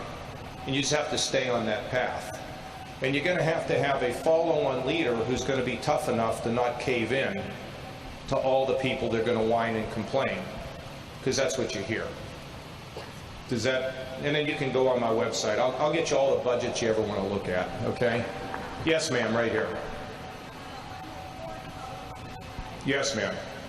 I was in an industry where we did support parts of the housing industry. China has almost destroyed the art and decor industry by plagiarism, copying, copyright violation, yeah. Intellectual property. They're stealing our jet designs. Yeah. What are you going to do about China? Not permit them to steal stuff. Okay. I would just say we're not going to do it. We're going to take action against you on the trade front if you do that. And part of our problem, first of all, I'm a free trader, but I'm a fair trader. Yes. Because I remember in the day, you won't remember this, you're too young, but you'll remember this. Japanese cars came into America. What happened to the U.S. cars as a result of the Japanese cars coming in? What happened? They got better. You were saying they were going down? No, they weren't going down. They had to fix themselves and give us quality. Okay, so competition is good. It forces innovation. But when somebody's ripping us off, let me ask you a question. You like the University of Wisconsin? Yeah. Okay. When they play Ohio State, I think Ohio State ought to have 5 tries at a first down. No, you wouldn't stand for it. So America has stood for, America has allowed people to take advantage of us. Yeah. So let me give you another example. Let's say you have a steel company. Well, this is a perfect example. Let's say you have a steel company, okay? No, because this is different. This is fabricated. But if you have a steel company, the Koreans will come in, or other countries will come in, and they'll sell their steel for a price lower than it cost them to make it. That's a trade violation. You know what the problem is? By the time you gather all the evidence and you take it to the Commerce Department or the internationals, it takes so long to get it resolved, people lose their jobs, and then we win the verdict, but everybody's out of work. So we need to have an early warning system. Now, let me tell you that my family worked in the steel industry. Well, my family worked in the steel industry, and they used their shoulders and their back when they were working in the steel industry. They weren't wearing a white collar. When it came close to their retirement, sometimes these mills would shut down. See, I come from a blue-collar town, all Democrats, by the way, all of them. And that's who I keep in mind. So we can't shaft the workers. Right. And so we have to stand up. And we've had presidents that have not been willing to stand up. And we have to. And when they start to steal our stuff, we have to shut it down. End of story. And then get it resolved. I mean, that's just what's fair, right? Right. To workers and fair to the international trade system. And our Now, maybe you might not think I'm tough enough to do that, but let me just tell you, you don't want to try. Okay, they don't want to try. Because if I have to be really tough, I will be really tough. That's my history. But I'd rather be tough later and nice up front, and if nice doesn't work, then we go tough. And I learned that from Woody Hayes. And we'll have your back. No, just kidding. And you'll have my back. Okay. Got to be tough. Yes, sir. How tough will you be on illegal immigrants in this country? Well, I mean, I don't know what you mean by that. Here's what we have 11.5 million here who came in illegally. Do you want to deport them? No, I'm not going to deport them either. If they broke the law since they've been here, they got to be deported. But if they're here, they'll pay a fine, some back taxes, whatever, and they can be legalized, but never a path to citizenship. Now, we have to get the wall or the border. We have to have border protection. We have to control our country for a variety of reasons, including national security. We can't let anybody else come in. They've got to go back. But we can have a guest worker program. Come in, work, go back home. And but for the 11 million that are here, if they're not under a deportation order, and I don't need to get into all that, and if they have not committed a crime, then they can stay and be legalized, but not citizenship. Now, is that tough? I don't know. I mean, I think it's fair. I think it's practical, and I think it's what can be done. Now, it makes some people feel good that we're going to go and pick them up in their homes and deport them, and I mean, come on, that's a fantasy, is what it is. So let's just be responsible with people. I actually think you could pass that. I think you could pass that proposal. Does that sound reasonable to you? Yes, sir, right here. I've been to Waukesha before, by the way. I'm not a newcomer here. Okay, this is not a question. This is an opinion, okay? This is the letter that went to the editor of the Milwaukee Journal-Sentinel, was faxed there. As a former resident of the state of Ohio, I asked many friends, old schoolmates, neighbors, and local government officials, calling on a great number of people living in various areas of the state. I asked, did Governor John Kasich, do for the state what he claims he did? All I received was positive replies. They told me that this is going in the right direction. Let's see how. Go ahead. They told me that John Kasich did and is still doing what he told the voters he would do, and more. He balanced the budget, brought jobs back, helped the poor, the homeless, and the disabled people. Out of all of the candidates, the only choice available for me to vote for is John Kasich. John Kasich's experience and demeanor make him the candidate that we need to represent our party. As a Korean War veteran, I want my children and my grandchildren who choose to volunteer their services to the country. I believe John Kasich is the man to lead this country. That is why last Monday I voted for John Kasich to be our next president. He did it in Ohio, and he can do it in Washington too. Robert A. Vlasic, Brookfield, Wisconsin. Korean War veteran, give him a round of applause for his service. You look pretty good, darn good, sir. Pardon? Youngstown Steel Mills. There you go. How old are you now? Can I ask how old you are? Why? Because they went down. Youngstown's coming back, though. Yeah, so how old are you now? I'm 81. 81. You look fantastic, and that's not that old anymore, you know? I don't feel it. My Uncle George just turned 90, and he walks 3 miles a day, so you need to be out walking, okay? But anyway, listen, it's always great when you have a relative that shows up at the town halls and read exactly what you wrote. And I want to go back to this lady. That was a very, very good question. You're knowledgeable about this stuff. And you know, if we are not vigilant, we will continue to lose pieces of our economy that we don't need to lose. So we don't have any choice. Remember I was telling you I come from that little blue-collar town. That's who I think about. I don't care about all these, you know, these rich people. They can fend for themselves. Not that I'm against the rich. You know, my dad used to tell me, he said, Johnny, we don't hate the rich, we want to be the rich. Right? But good question. Thank you, sir. That's very nice of you, and God bless you. Way in the back. Yes, sir. Governor, what have you done in Ohio specifically to match job openings with job training? Do you have some specific experience there? Yeah, sir, this is every time I read these statistics, I think two things.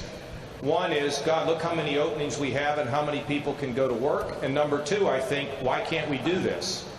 So what we've done is we've created a program called Ohio Means Jobs. And it lists all the jobs that are available and what the skills are. And even in colleges now, we are forcing the universities to try to link the education goals of the students to the available jobs of today and tomorrow. Now, and frankly, we're trying to get this done in K through 12, so our guidance counselors can tell kids and guide them towards what it is that they might have a passion for and the job openings, okay?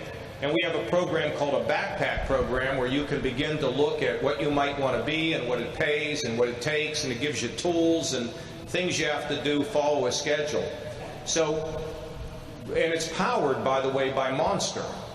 You know, the company that does these kinds of things, and they're in a partnership with us. Now, I don't think there's actually 190,000, but let's just say there's 80,000, you know, because some of them they list, and it's not all as accurate as you don't get hung up on that. But let's say there's not, you know, 80 or 90,000 jobs. A chunk of them will pay 30,000 and less, but there's a chunk of them that will pay between 30 and 80, and then 20% of them will pay more than 80%. So you have to get people familiar with this site. The other thing we're trying to do is, if you are unemployed, we're trying to combine both the unemployment office with the welfare office. And when people go in, we're using this Ohio Means Jobs to direct them towards the kinds of things where they can get a job, and we can do some of the training for them. So this is like trying to move a big aircraft carrier. It just takes time to turn it. Do I think we're making progress on this? Yeah, I do. Do I think it's a good political answer, actually. Do I think that we've made improvements? Yeah. But this is a struggle. And one of the big struggles is to get the education programs to use this data. So when a young man or woman are in K through 12 education, we want the guidance counselors to spend more time guiding students based on this data and their passions than guarding the lunchroom or rolling the basketball out in the gym. You know, our guidance counselors are the least appreciated of all the people in the school because they're the extra hands. Oh, well, this needs to be done, go do it. And, you know, if you teach geometry, you teach geometry, but if you're a guy, are you a guidance counselor back there, ma'am? Well, you should have said you were, and then you could have been a perfect, no. But the fact is, that's how you get it done. And so it's a comprehensive program. So when a student walks in the door at a 4-year university or a 2-year, the first thing that ought to be said to them is, what do you want to be? And then if they say they want to be a, you know, whatever it is, then you say, okay, well, these are the jobs that exist. And this is what it takes to get one. And by the way, this is what the salary is. We have all that information. It's not perfect, but it is a really good direction, a pretty good compass for where you ought to head in your education. Does that make sense? That makes sense, but do you involve the employers? Do you involve the business community in besides posting the job? both in the schools and otherwise? Well, one of the things we'd like to do is to get more businesses in the welfare office. So if the businesses are in the welfare office, which they are in some of our counties, then you take the people who are on relief and train them for the jobs that exist based on the businesses that are in the office. Now, in order to, let me tell you, we had to go in this direction because we didn't particularly find a responsive business community that wanted to tell us about their available jobs. And they didn't want to tell us because they were concerned about competitiveness. Let me give you an example. We had somebody from one of our community colleges call one of our largest employers in the financial services world. Now, this was just one phone call to one person. And the person that they contacted in the HR department said, we're not going to give you this data. Well, there's all kinds of reasons for it. But we figured out a way to take a look statistically at what we believe is out there. And if we can match people's skills with the job openings, voila, we get great success. But it's blocking and tackling and having people have a passion for this. And people don't, this is boring, right? I mean, you're bored, with this discussion. But, boredom works. I mean, if you ever go watch the University of Wisconsin get ready for football season, you would be bored watching them. Because they're just doing things that are really boring, but they're getting ready. Like hanging out in the gym, wind sprints and all that. They're not like throwing the ball or anything. They're getting ready. But boredom, and execution matters in life. So, sir, that's what we're doing. Good questions. Study us. You can find us online. Ohio Means Jobs. One more question. Did you pay 3 times? No, but I'm not paid like that guy with the letter. Which guy? Oh, him right here. Well, in our state, we moved vocational education to the 7th grade. Now, presidents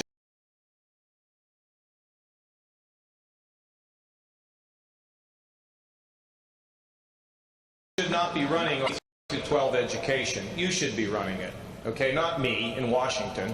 You got to run it here. And the school boards need to decide that they're going to emphasize vocational education. What we do is we not only have vocational education, but if you're involved in it, first of all, our goal is to get you certified and get you these papers you need so that people go, okay, you're really qualified. But the other thing we want to do is to make sure that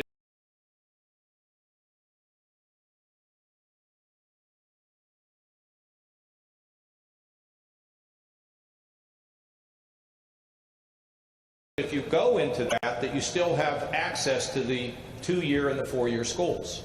We don't want to have you just go, okay, you got that, and then you get nothing else. Now, some people will go into vocational education. They'll graduate. They'll go to be a pipe fitter or something, and then they might say they want to open up their own business. So then they go to the 2-year school to get their business degree. And then the other thing we need, sir, is we need lifelong training. Because we were talking about people that, in trade, there are people who are displaced in trade. We used to make buggy whips. We don't make them anymore. Somebody else makes buggy whips if they make them somewhere in the world. The question is, what do we do about the workers that lose their buggy whip job? We're going to have to train them. Frankly, we've got to train people the entire time they're on the job. Because I can tell you here that the owner here will tell you that they're constantly, where is the owner?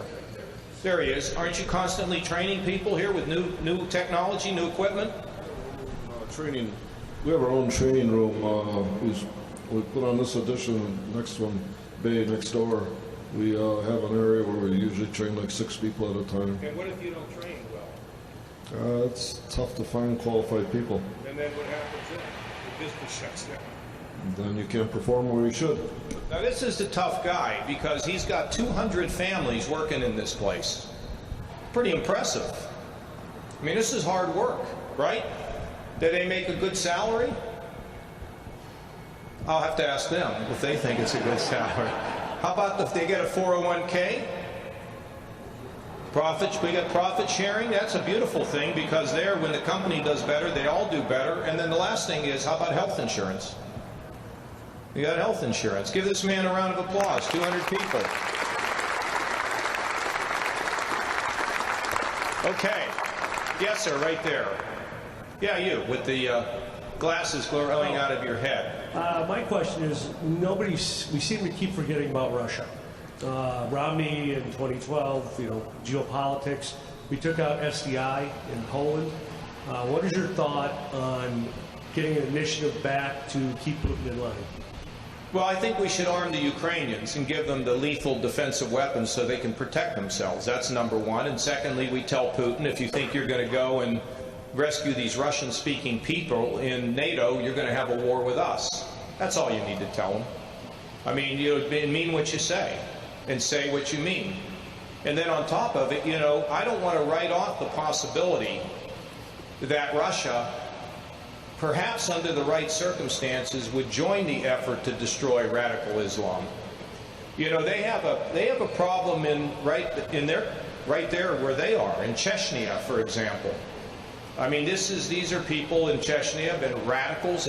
They went into Moscow and blew up a bunch of apartments. Remember, they went into the theater and they took all those people hostage. So I don't want to write them off, but if Putin, there's an old saying that I looked into Putin's eyes and I saw all the way to his soul. Well, if he looks into my eyes and looks all the way into my soul, he'll find a freedom fighter. That's what he'll find. And the fact is that we don't need to go around declaring a war with the guy, but we have to make it clear what we believe and what we stand for. Does that make sense to you? Okay, and in terms of strategic defense, he's talking about the ability to knock down missiles. Yeah, we have to invest in it. We see how it's really helped Israel with the Iron Dome. And we also think, I happen to believe, if China doesn't get their hands on this North Korean, we've got to give this kind of air defense to the Koreans and the Japanese. And we've got to make sure we're developing these things. That's why I would spend more money on defense. But the problem with spending more money is if you don't reform the building, they'll waste a lot of money. So you got to reform it while you're fixing it. That's tricky, right? That's like trying to control your costs when you're refurbishing your house. It's a tough thing, but it has to be done. Yes, sir. Oh, ma'am, let me go right here. We got to have a lady in here to have something to say here.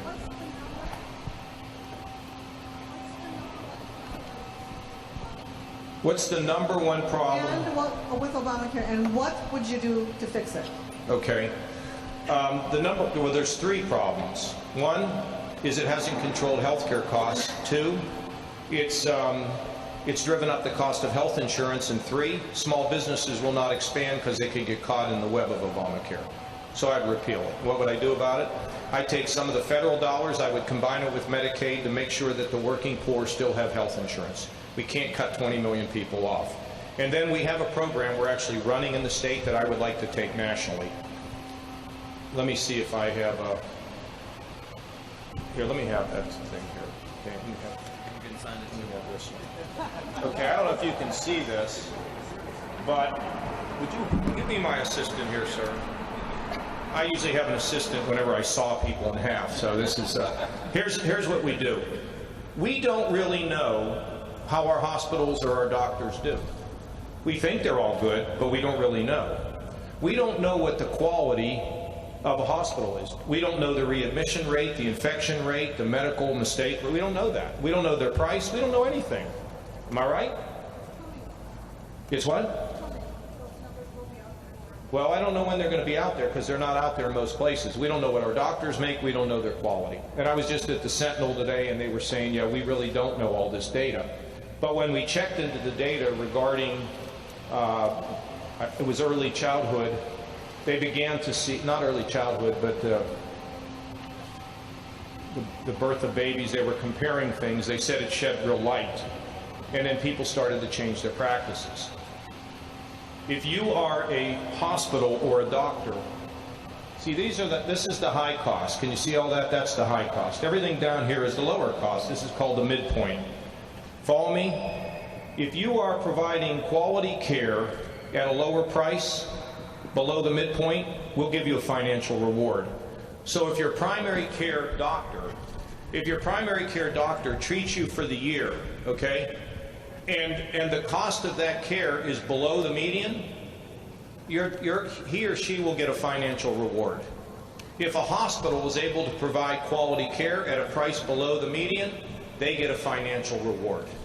And the reason why that works is because we have now started to pay people for quality at lower prices.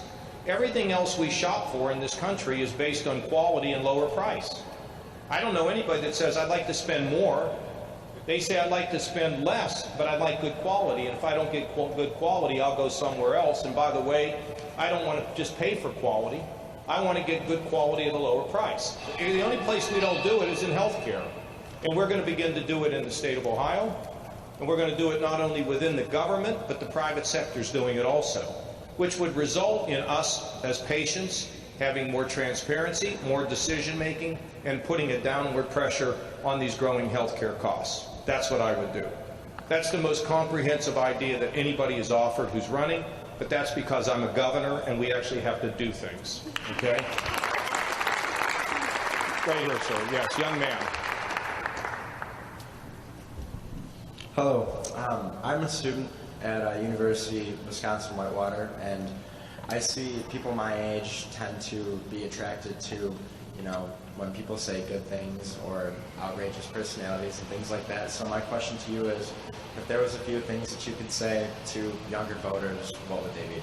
Well, the first thing I would tell you is change the world. No, you see, I don't know if you know what I just said. Have big dreams, believe in yourself, and change the world. Live a life bigger than yourself. You know, we all have special gifts. We have certain talents. The Lord's given them to us, and we need to use them. So I don't know what your gift is or what your talent is, but whatever it is, double down on it. And have big dreams and believe that you can make the world a better place right where you live. See, young people want to believe they can change the world, right? They don't want to believe that the way it is the way it always has to be, and things are not great here, so therefore I have to accept it. Don't accept anything. Go and believe in something bigger than yourself. Secondly, we have to grow the economy, because if we don't grow the economy, you can't get a job when you graduate.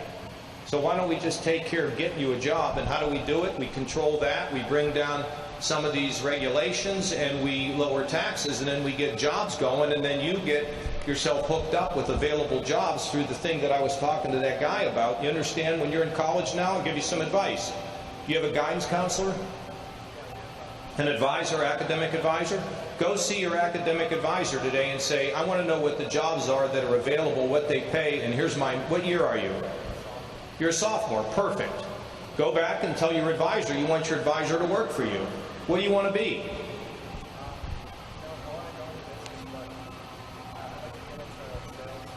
Okay, you want to get into business, you want to get into sales. Fine. Go see your advisor and say, how do I get into business and how do I get into sales? Tell me about the jobs. So you got to assert yourself. Be respectful, but just go do it. Tell your advisor, I don't want to spend 4 years in this school and then come out and not have a job. So what's the best way that I can get a job? And if the advisor can't tell you, you know what I recommend? Get another advisor. Okay, that's what you have to do, young man, in life. And then, is that your dad? Okay, you guys look a little bit alike. But here's what I would say to you. The other thing is, live a life bigger than yourself. You know how you find happiness in this world? You find out what the Lord wants you to do, and then you go do it. And you might say, well, how do you find out what He wants you to do? Well, you listen, and He'll tell you. Okay? Am I right there, sir? He'll tell you. And somebody just sent me an article yesterday, which I haven't had a chance to read. But one of my friends said, it was an article about how to be happy in life. And what he wrote under it is, John, these are the things you tell people all the time, so you're on to something. See, why am I running for president? Because I believe I can be a good president, the best of anybody running, and I believe I have the skills to do it. So I'm following my passion. I'm following right now what I think I'm supposed to do in my lifetime. And I always try to find out, and let me just say to you, it's never too old to figure this out. People have a tendency when they get old to say, well, you know, I'm old, and, you know, I'm old, and, you know, whatever. And it's like, I don't know, who cares how old you are? What are you doing with your life? You're not supposed to just be at home, just sitting around. You're supposed to do something with your life. There's no retirement plan for a human being. Now, I was with a guy yesterday. I was in, where were we? La Crosse. So we went into this great place. I can't remember what it was called, but it was really, really good. And there was a young guy and an older guy, and I said, the old guy says, well, I'm getting ready to retire. I said, how old are you? He said, 61. So you can't retire at 61. What are you thinking about? He goes, well, I'm going to retire from this, but I'm going to go do something else. I said, well, you know, there is no such thing as a retirement plan. Now, this is just my opinion. You can all think you can have a retirement plan. I don't. I will hope for the rest of my life that I'll have good enough health to contribute in some way to making this world a better place. Now, does that sound like, that's cool, isn't it? I think it's cool. So, and we all do things in different ways. Everybody's contributions and everybody's purpose and destiny is not the same as everybody else's. They're all unique. And so if you're you know, I'll tell you something. When you're an older person, you've seen a lot in life. One of the things that's really hard is when young people see tragic things happen to their families. You know who some of the greatest comforters are? This man right here. It's going to be okay, son. Am I right? We all have a purpose and we have to do it. My purpose, I'll go ahead and get this done, okay? I'll get this slowed down and we'll get the regulations and we'll grow things. What's your purpose? Fix where you live. Fix where you live. You don't think that, do you think it matters that much who the president is in terms of your life? I don't think so.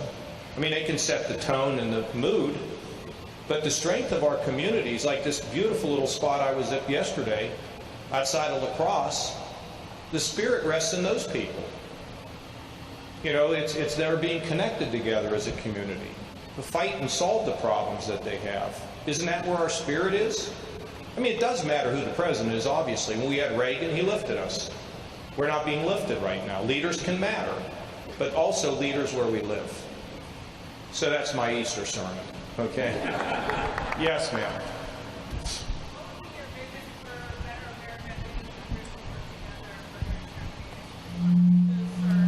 Yeah, what do we do to get the Congress to work together? Well, you have to get them, you have to start telling them that they're Americans before they're Republicans and Democrats.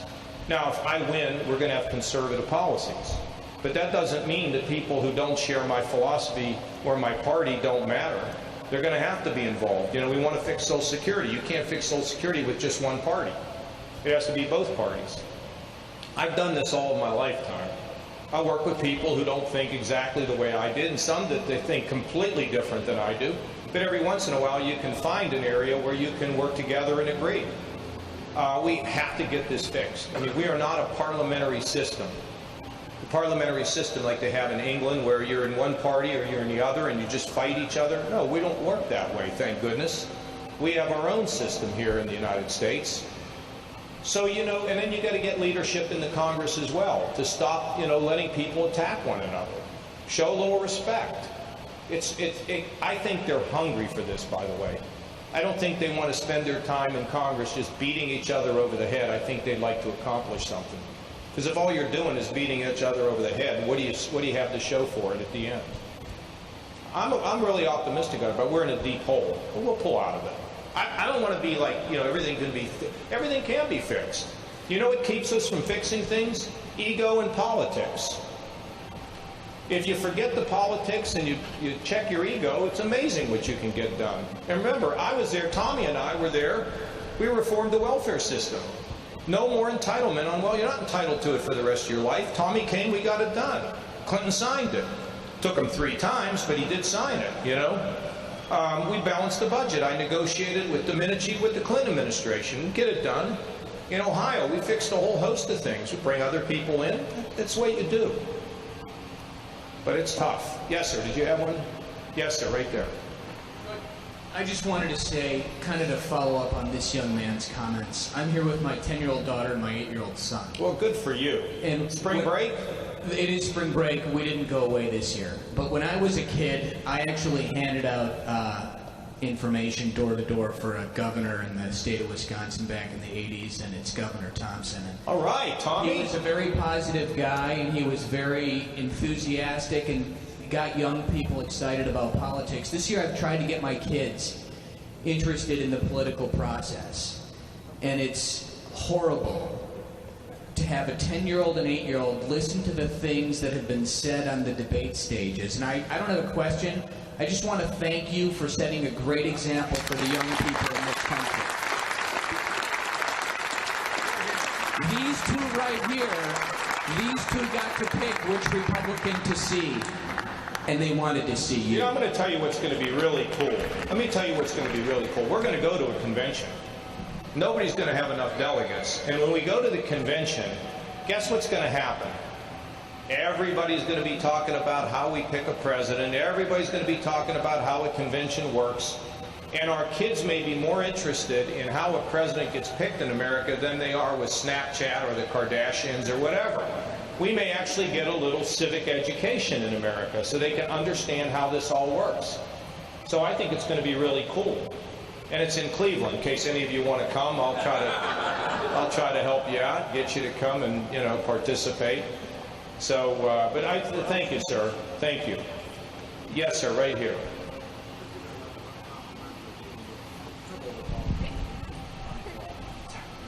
I got Petey auditioning for a Jerry Springer show.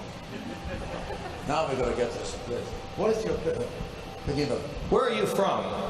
Originally? Waukesha, Wisconsin. You are? Yeah. What's your heritage? Born in Poland. Poland, okay.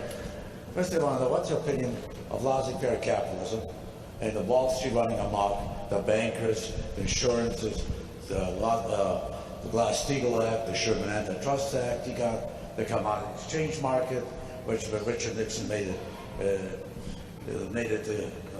legal, you know, before legal by FDR. And what are you going to do about the urban destruction of America? Okay, those are really simple questions. I appreciate that. So let me answer them. What do I think about laissez-faire capitalism? I think it's the best system in the world, but I would also say that free enterprise and laissez-faire capitalism must be underlaid by a set of moral values. Okay, so in other words, if you're a company and you want to move to Mexico and all you're going to do is inch your stock price up that much, I don't think you ought to move. If it's your survival, that's a different issue. But you have an obligation to the workers and you have an obligation to the country. So greed is bad. But I believe in free enterprise and free markets. It's not a better system that's ever existed. I've never seen one, but there's got to be values under it. Now, let's talk about the collapse of Wall Street. I worked on Wall Street, but I actually worked in Ohio. So let me tell you what I think happened. First of all, the government agencies told people to buy homes they couldn't afford. Then people started using their homes as a bank account. I can actually borrow against the inflated value of my home, which, okay, there's two things. Thirdly, we had regulators in the banks on Wall Street, and they didn't do their job. I don't know what they were doing. They were sitting in there, and they saw all these bad practices, and they didn't say anything. Now let's talk about the rating agencies. The rating agencies are what rate the strength of your company.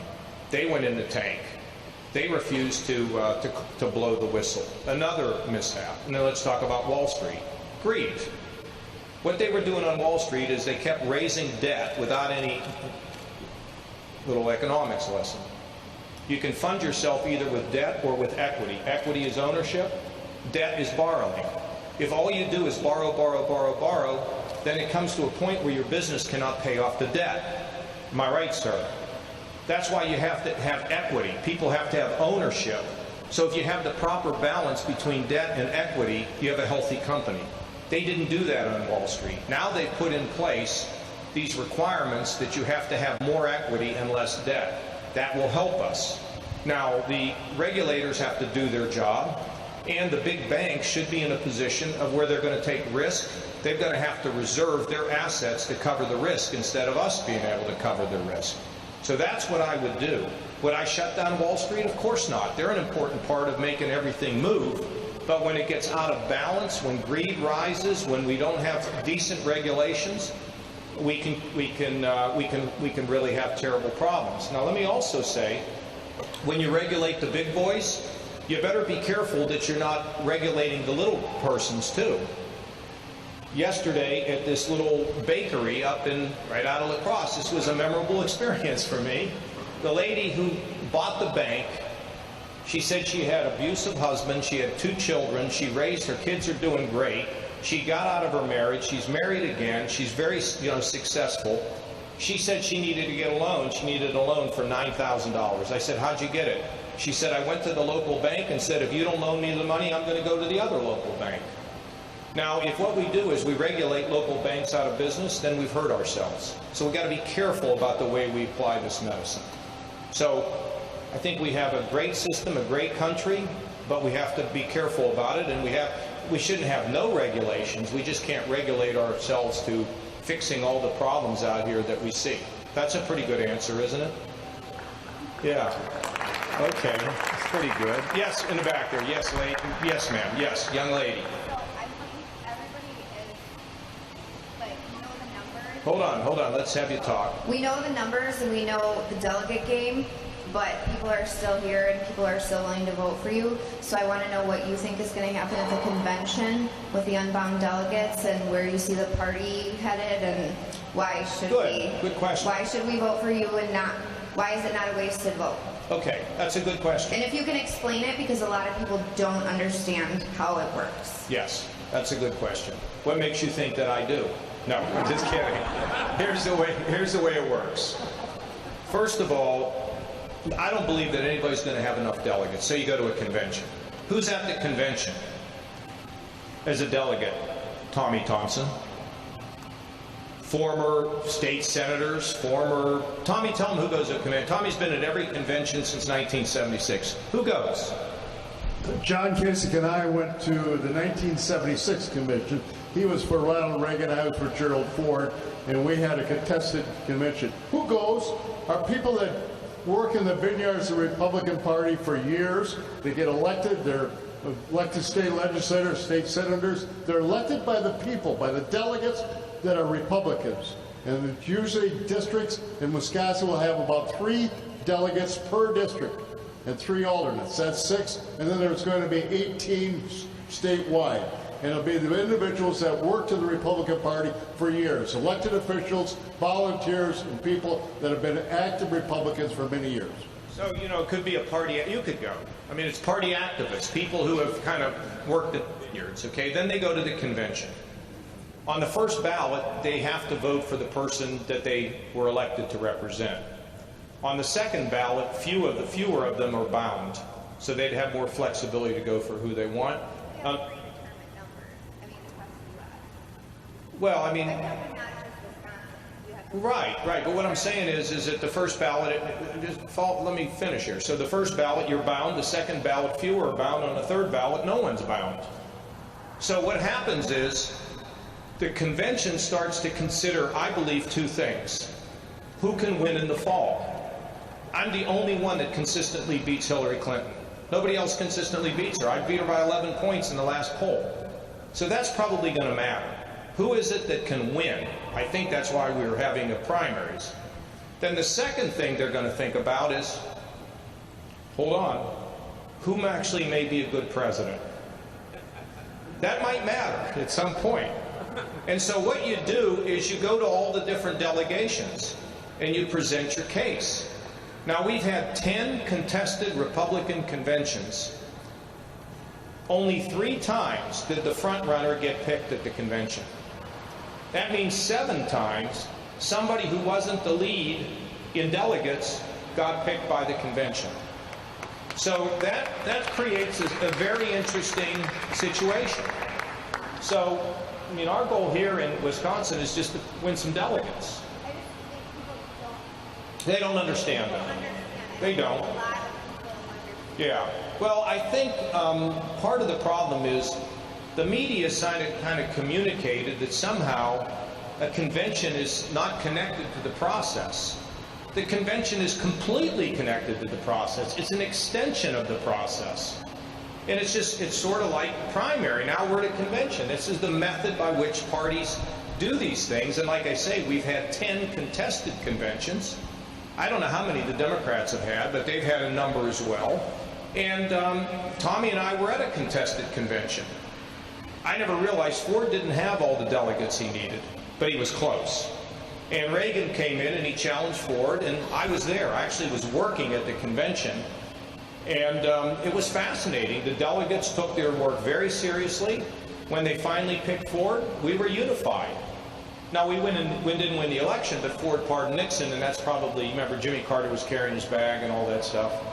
And, but, you know, this is an interesting thing. But I agree with you from the standpoint that no one quite knows all this, but that doesn't affect me and the stuff I do, because I know what I have to do. So here in Wisconsin, we hope to pick up some delegates. We'll be moving to New York and Pennsylvania, and we're going to end up at a convention, and it's going to be interesting. And you're going to love Cleveland. Okay? I can take one more, and then I'm going to take you right here. You've been very patient. Right here. I am wondering if you could talk a little bit about Planned Parenthood beyond the fact that they offer abortions. I have a college degree, and I benefit from their healthcare services for women beyond the fact that they offer abortions. And I'm wondering if you could talk a little bit about... Yeah, because we shut them down in our state. But here's the thing that I would tell you. First of all, women's health is very important to us.